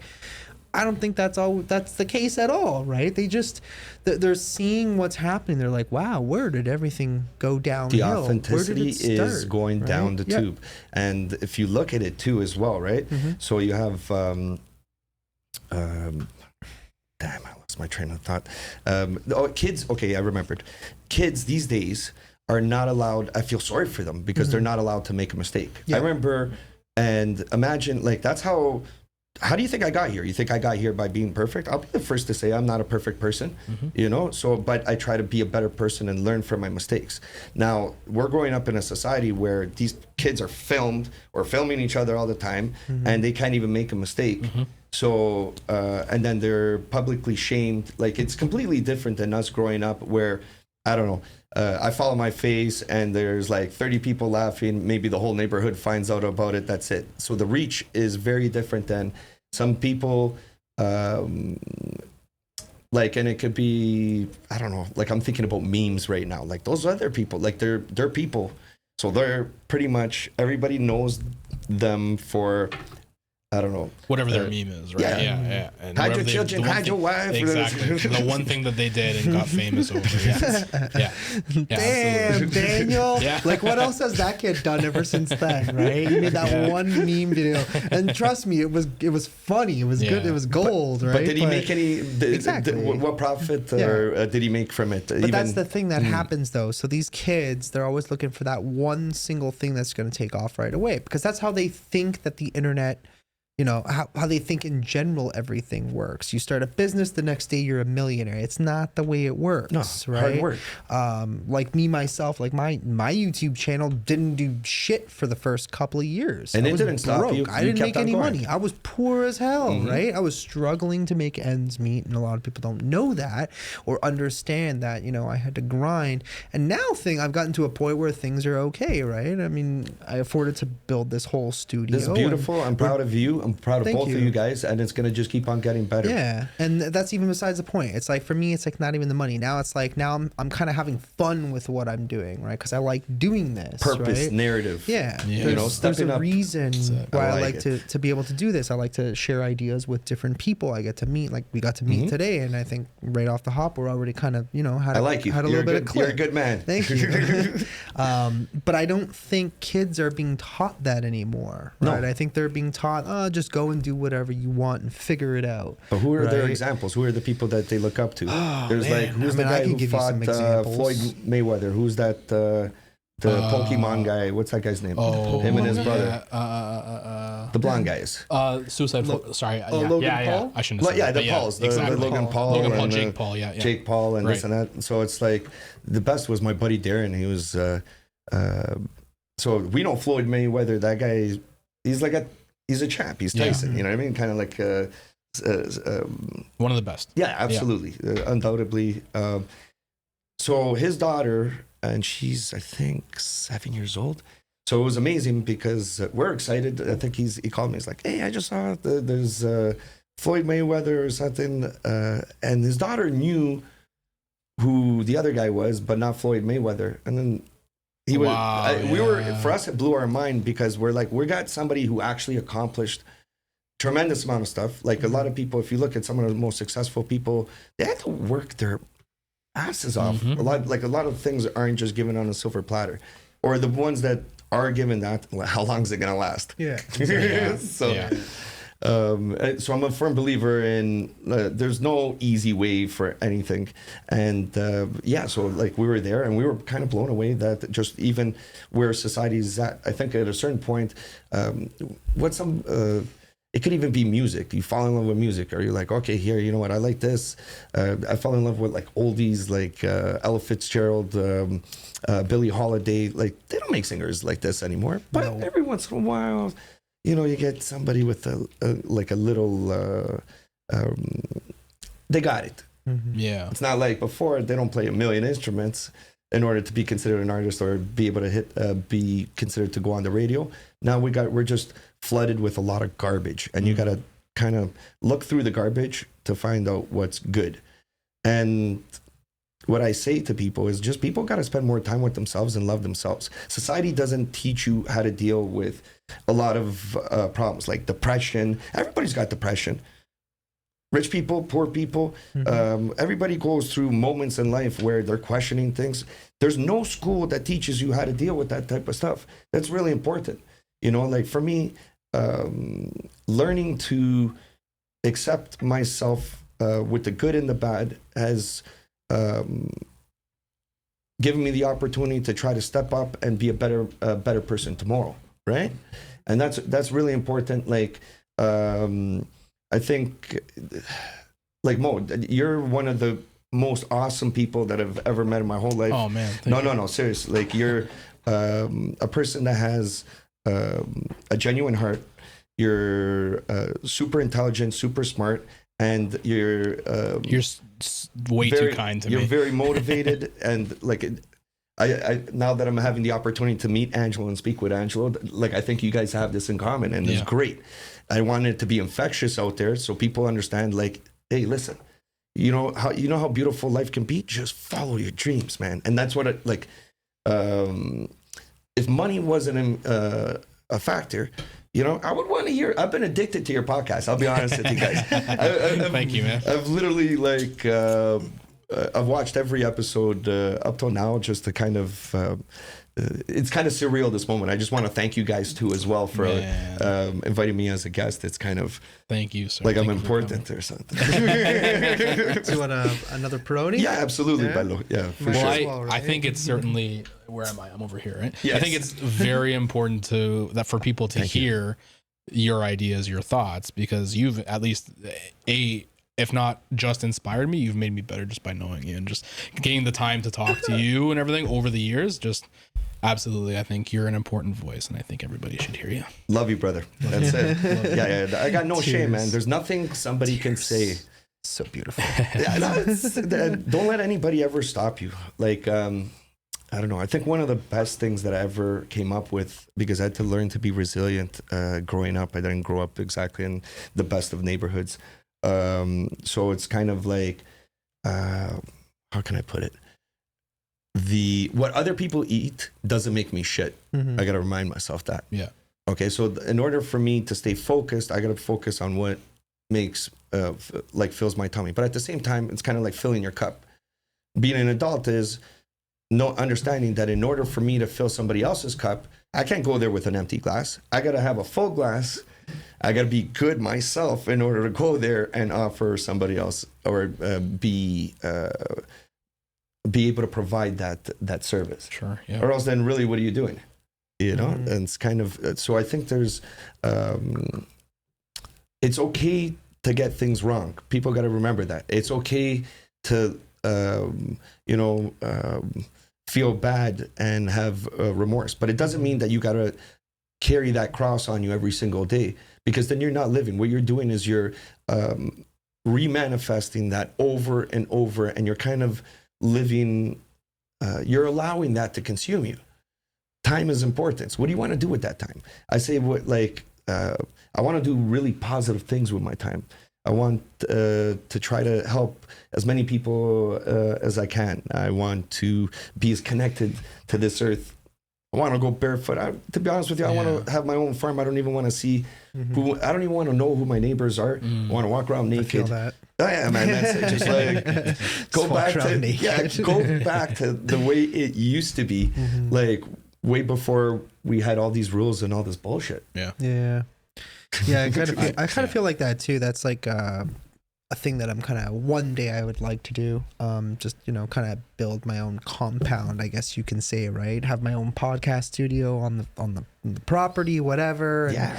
And, do my thing and have some chickens, because obviously beware of chickens, and just kind of live mostly off the land, and then you can come and go as you need to when you need to go to the city or whatever it is. But I've just kind of gotten to the point where it's like I just don't even want to deal with this crap anymore. Like all these the crazy people at the end of the day, the crazy people out there that are just all these new weird ideas that are just like, and it goes back to the acceptance thing, right? They're constantly trying to force feed these new ideas down our throats, and they're trying to make it a new thing that's, oh, well, it's acceptable. Let's just make it acceptable. It's not a big deal if a bunch of naked men are in front of children downtown Toronto. That's not okay. Not a big deal, That's not cool right? for... But they're trying to make it cool. That's what they're trying to do, right? And it's like, it's this thing almost kind of like what, yes, and it's almost goes back to kind of like what you said, where a lot of people are very afraid to say something about it realistically, right? Where they kind of stay hush hush and they don't want to really rock the boat. Not allowed an opinion these days. No. And that's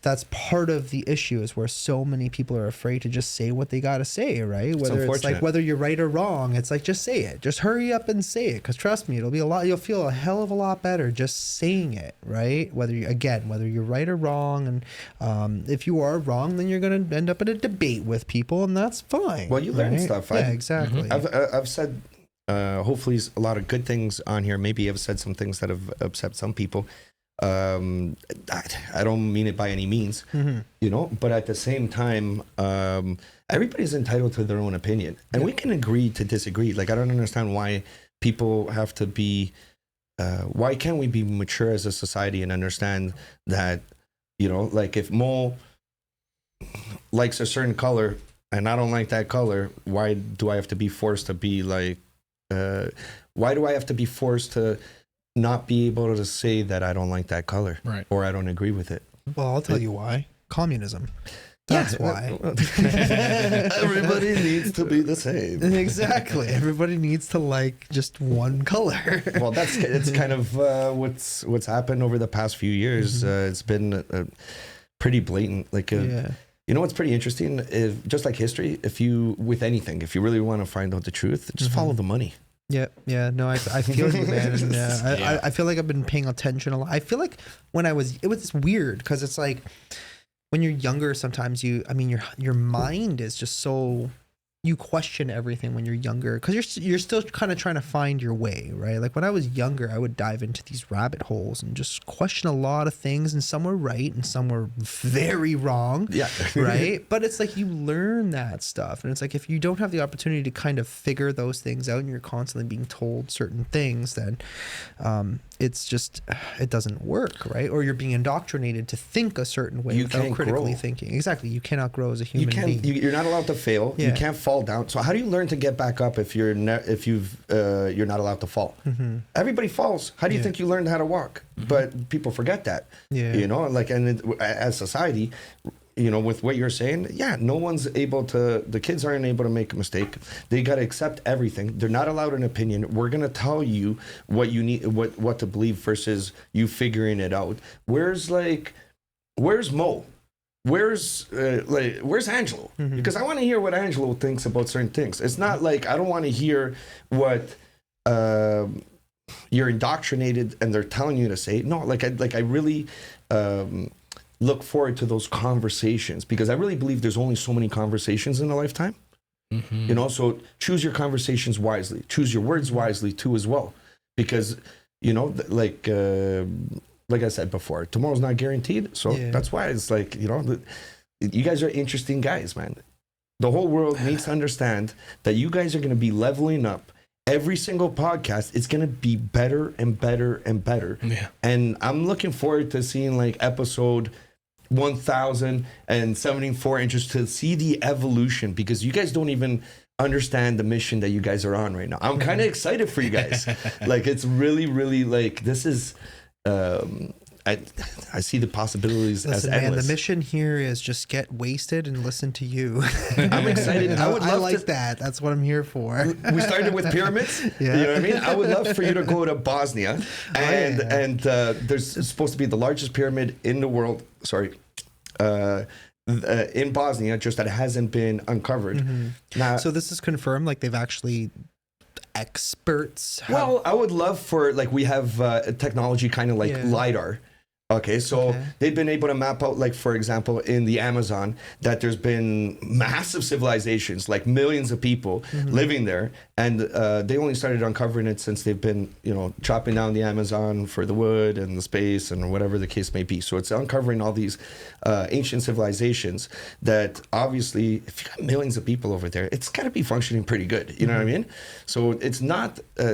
history makes you believe that the people from back in the day were so advanced now. Like, no, you got to understand that there's evidence otherwise, you know, like, so the pyramid in Bosnia, I would love for them to go with the LiDAR technology and see. I think the Bermuda Triangle too, there's a pyramid that's still operating, and that's why all the planes go down.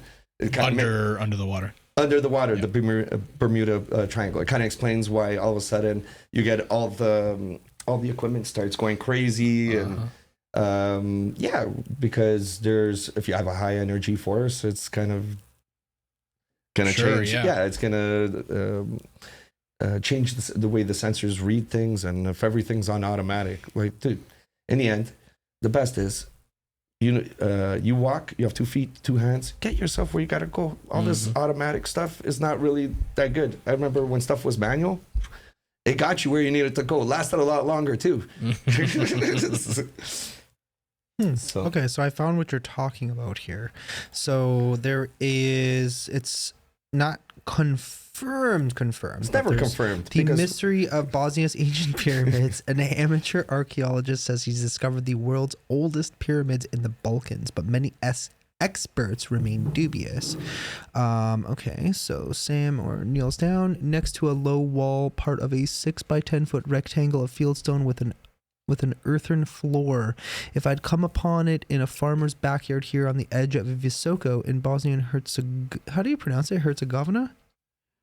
Maybe, I don't know. I don't know.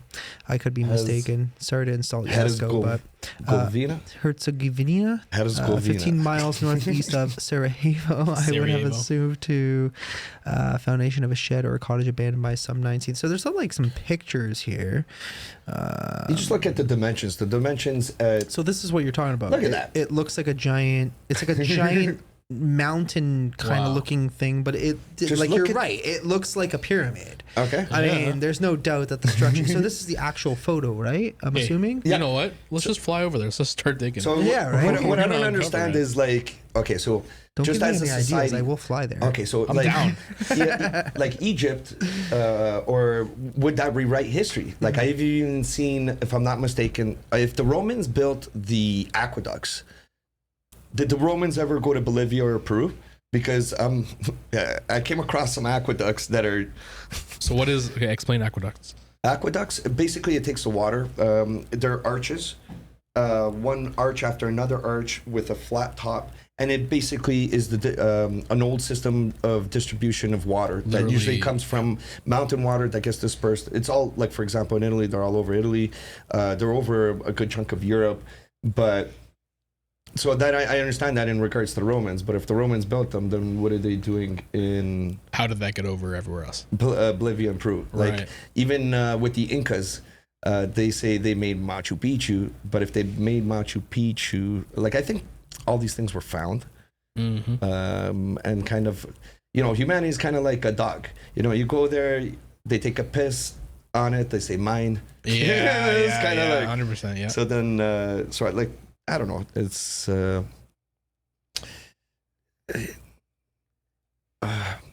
if it is what it is, then the questions that I'm saying should be easily debunked.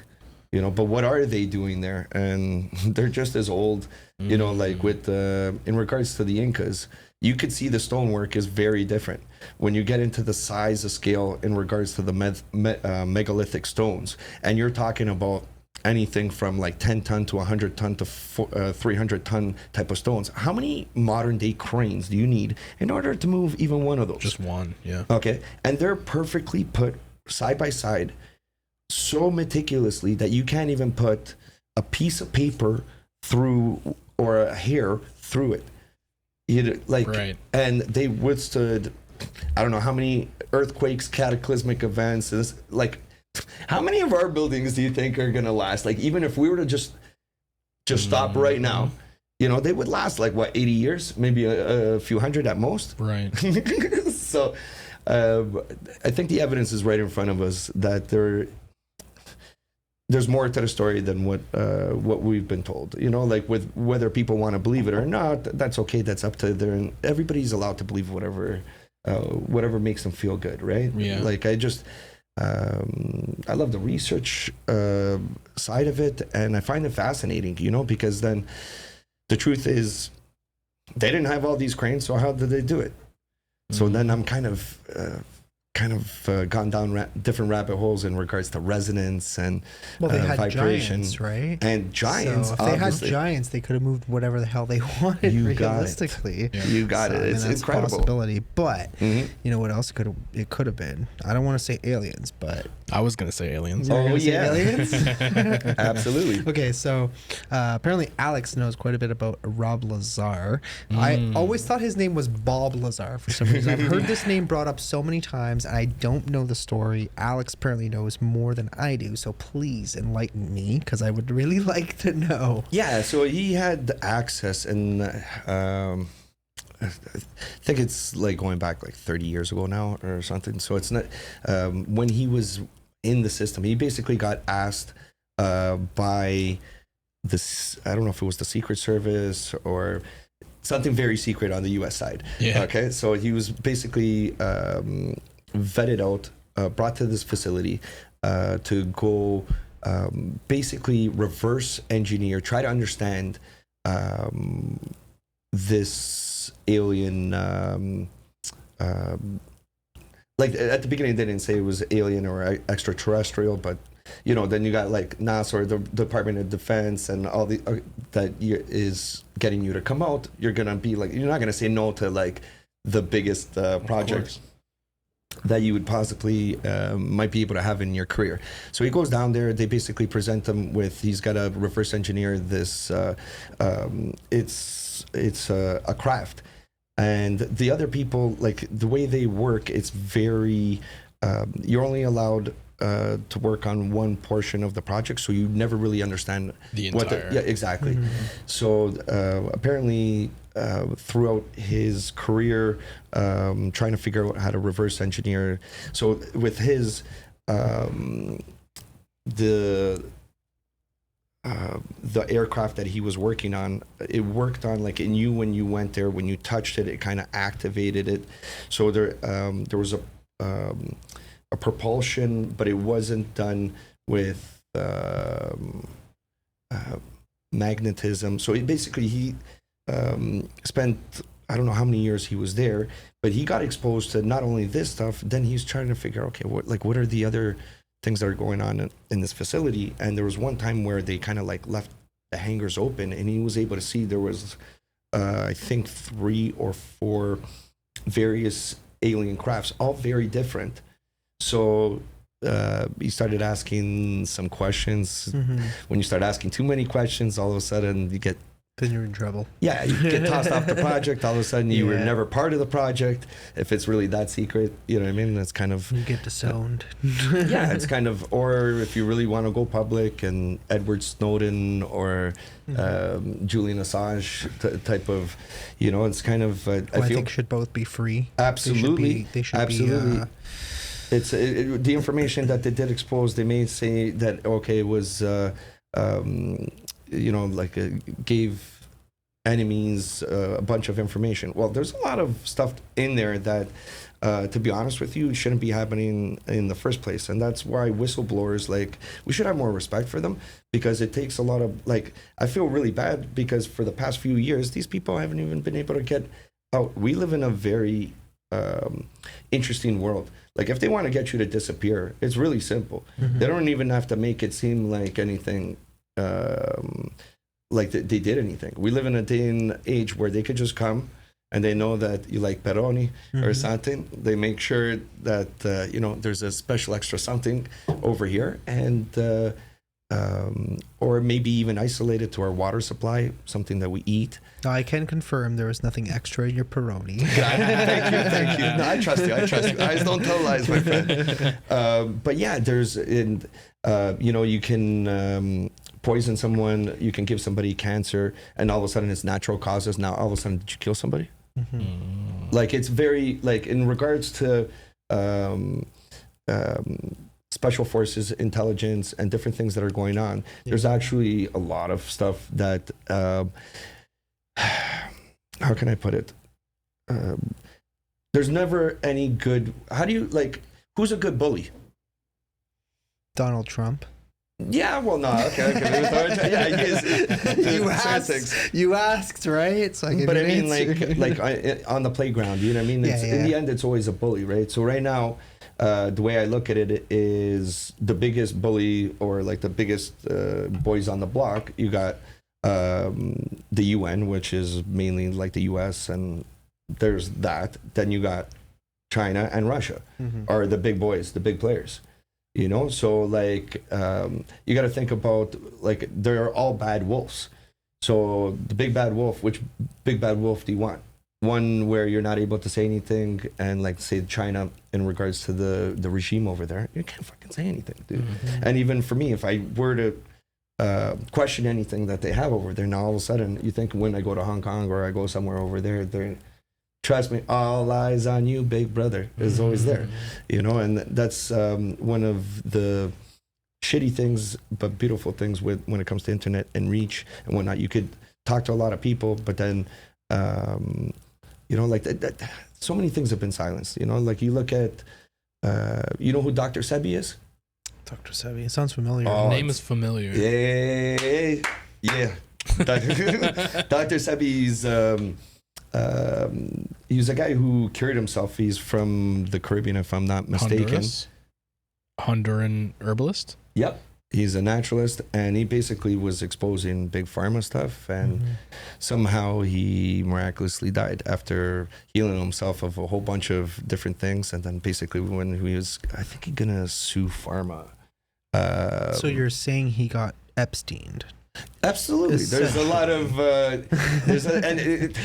it's incredible how you know, like, follow the money, you know what I mean? In the end, the same, I don't know what I'm allowed to say. Yeah, this conversation's starting to lead in places where it might be a little too much for YouTube. So, but you got to be careful of certain things. No, but essentially, you're saying he was trying to, tell the truth, and he essentially got Epsteined. Yeah.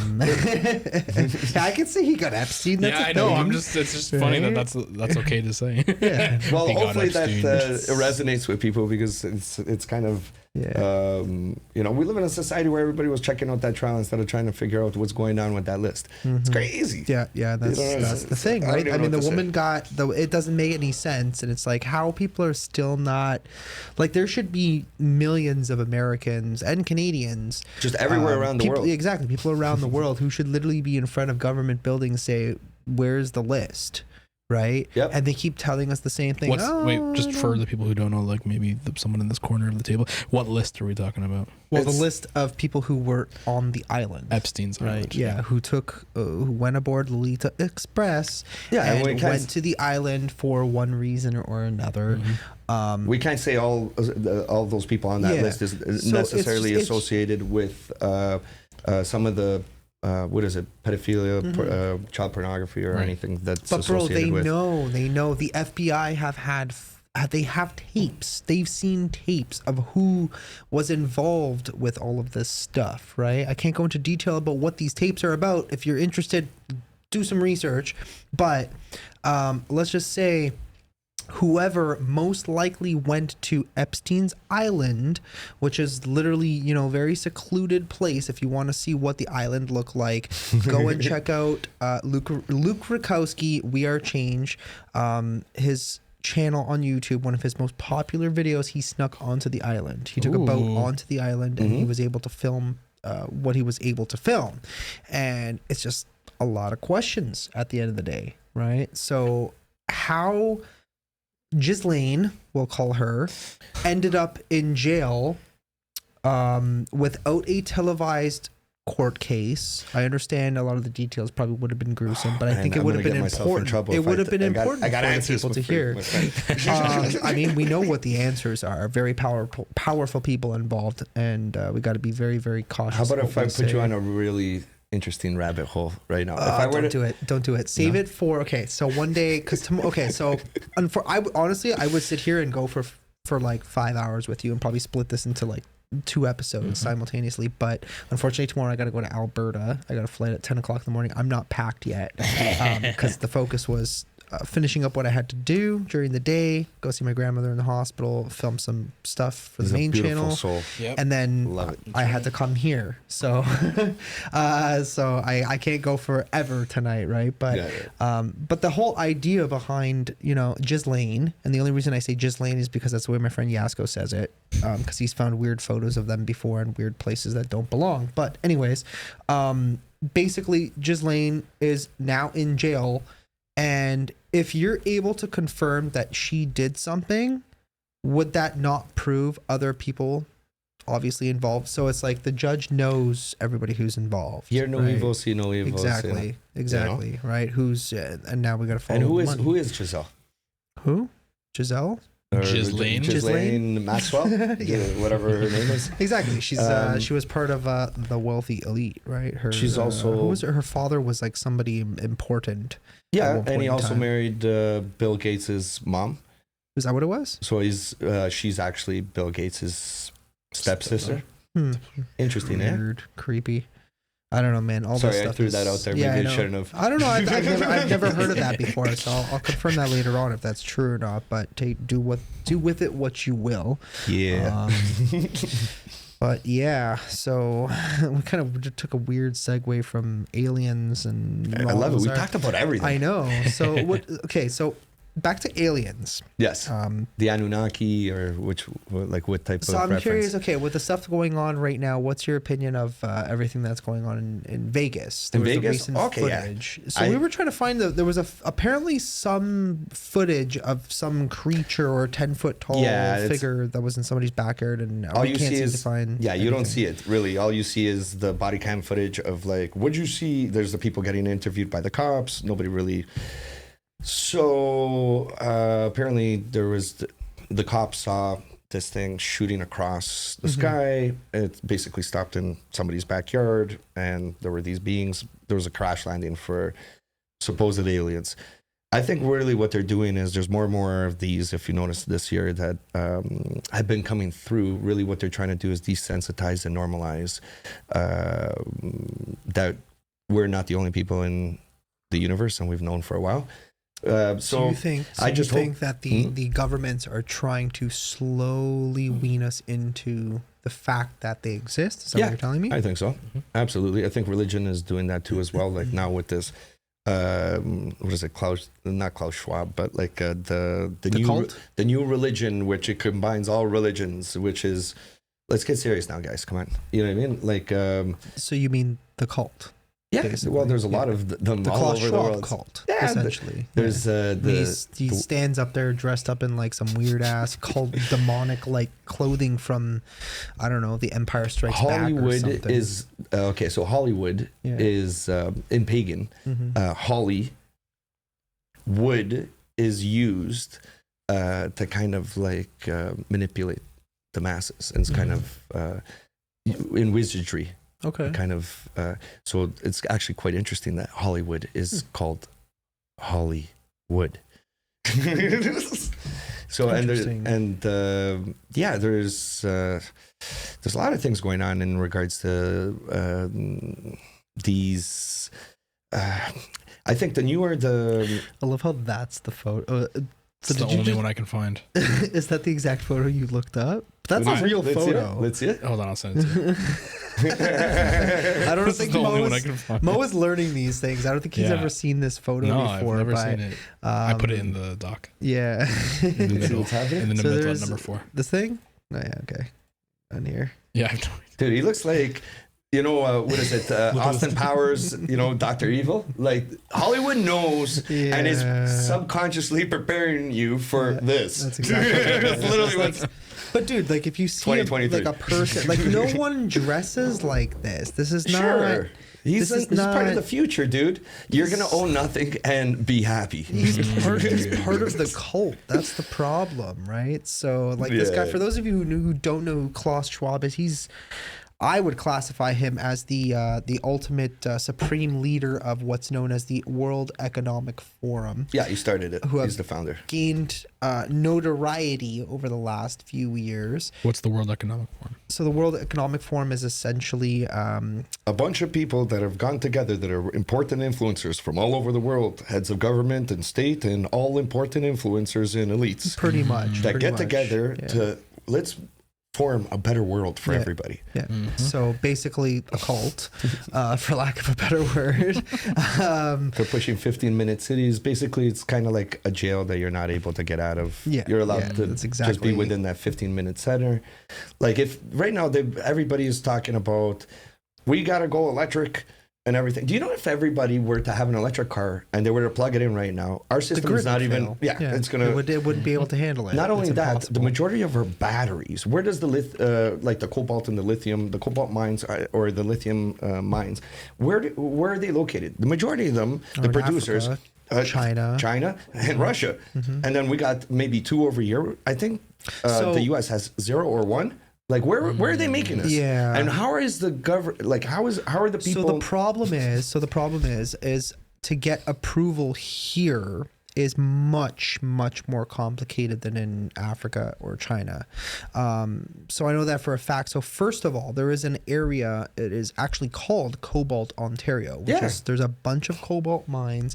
To get approval to actually do business there is very complicated. Yeah, because- Canada actually is one of the leading countries with one of the vastest lithium fields, we'll call them, or mine the areas that can be mined are one of the largest areas in the world, and also the United States has a lot. I believe I want to say near Vegas. If you look at, there's a company called the Lithium America Corp. So LAC.TO on Yahoo Stocks. That's what I know it as, Lithium America Corp. They are pushing to get approval in a lot of these different states in the United States, and it takes a very long time. It's very complicated, very complex. But the crazy part, like what you're saying, what you're bringing up is the fact that with this whole climate change thing that they constantly talk about when it comes to trying to build all these electric cars and they're just pushing it. It's just they're like what pushing is it. And but the point is that they won't allow us to do certain things here. So constantly, you know, drilling oil is obviously creating climate change. It's by drilling oil, you're causing forest fires, according to Justin Trudeau. You're causing what the smog is in the air. Have you seen any of the drilling videos of oil. how they're trying to stop the forest fires? No. It's incredible. They're spraying fire Mm-hmm.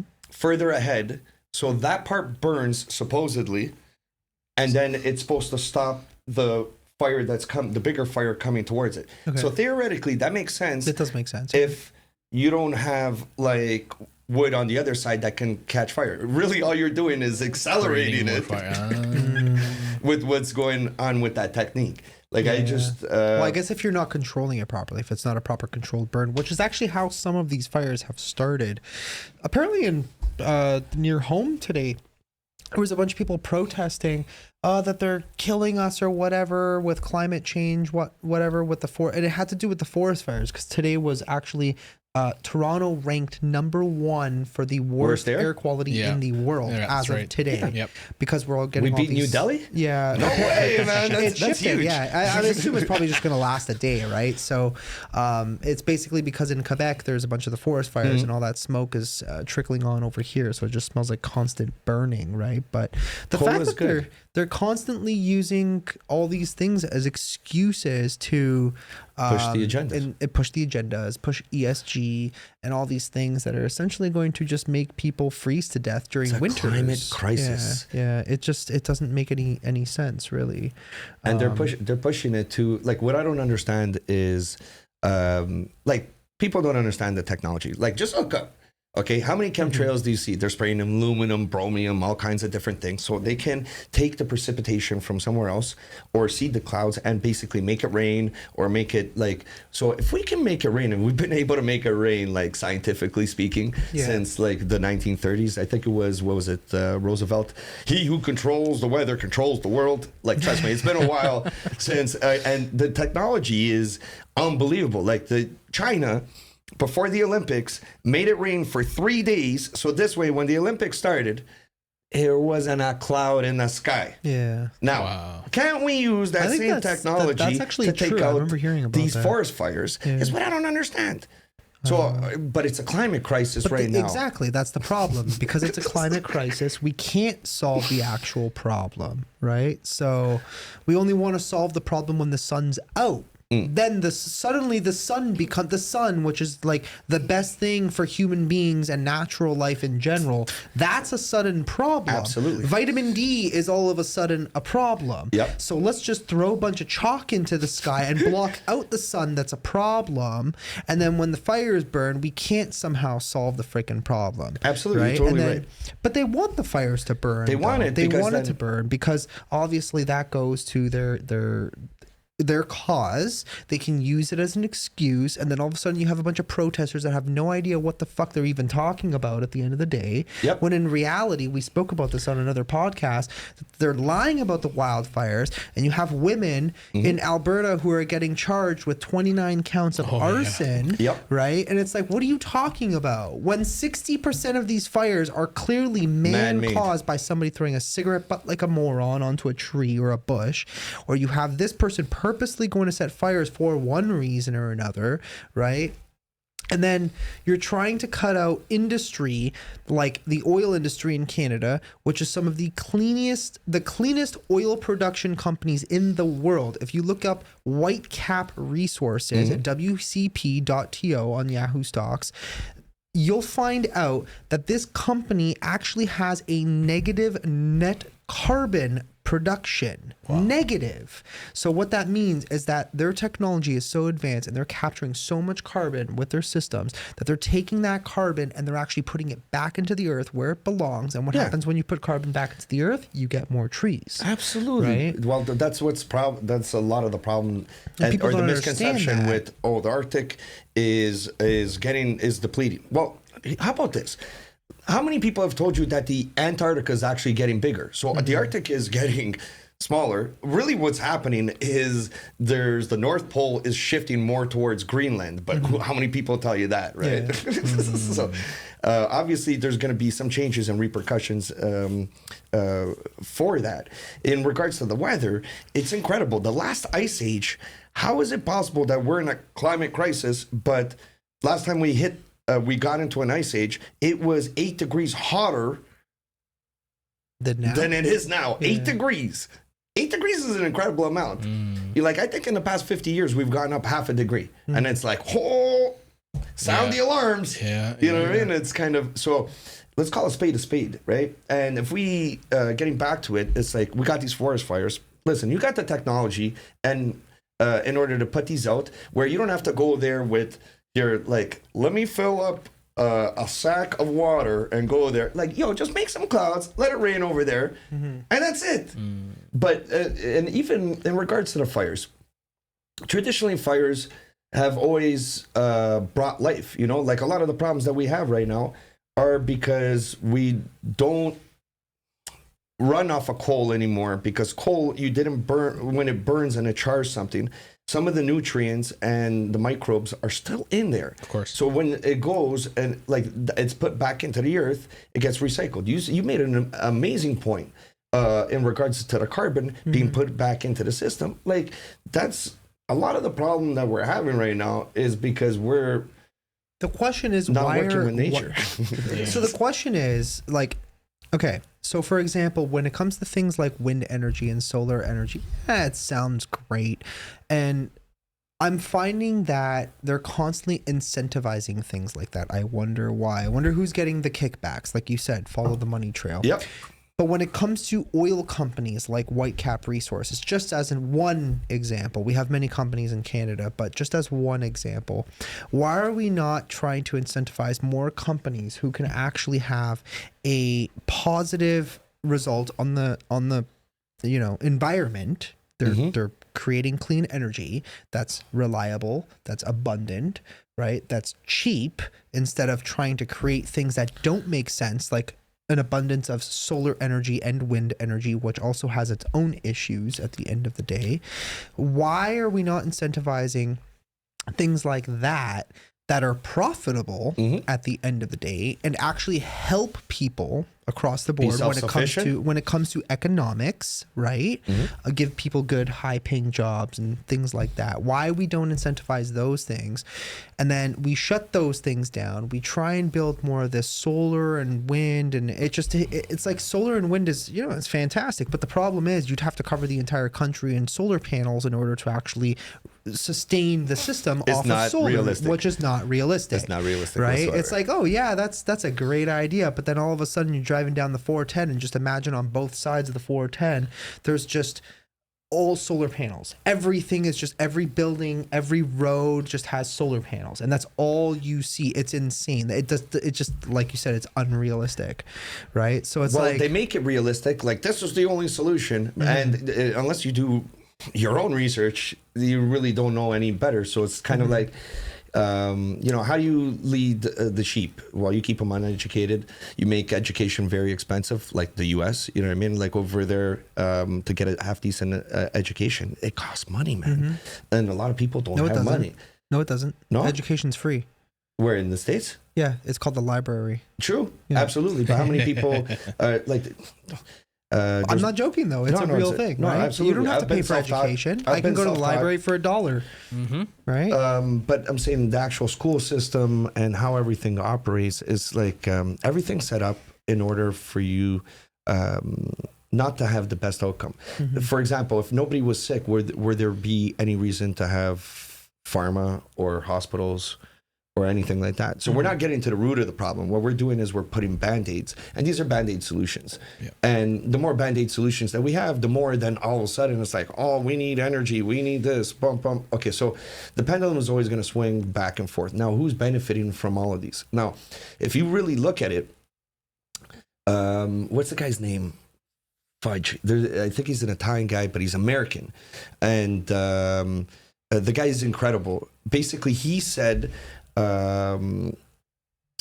why is it that the richest countries in the world have the poorest people?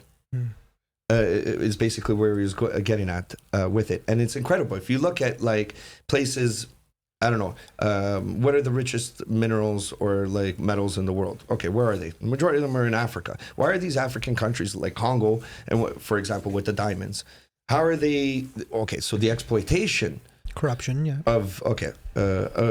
So the actual country has amazing resources, but the actual people aren't benefiting from it. How is that possible? How is it that Brazil, one of the places that is like the richest in minerals, like is pretty poor? How is it that Haiti, they keep Haiti there like that? You want to know why? Because every single spaceship that they go, you know, like all those ones that you see, okay, that special metal that they have over there so it doesn't burn when it goes out of the atmosphere, apparently, is only available in one place in the world, and that's Haiti. Really?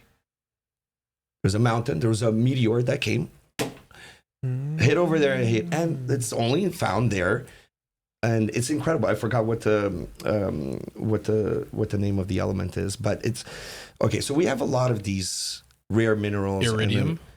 Iridium. Beautiful, That's man. one, right? Haiti has the world's second largest iridium deposits. Is that the one? Yep. That would make sense. Yeah. Who's got the first? Who's got the first one? I didn't even know. I thought it was the only place. What So I like this article. Maybe it's like a certain, I don't know, I guess, specific type of iridium. So like there's obviously different types of like stainless steel that you can create, like different metals. Yeah, I think it's purity. the heat. Maybe it's a purity kind of thing. Maybe that's why they kind of go there. I don't know. But why is Haiti like a really poor place?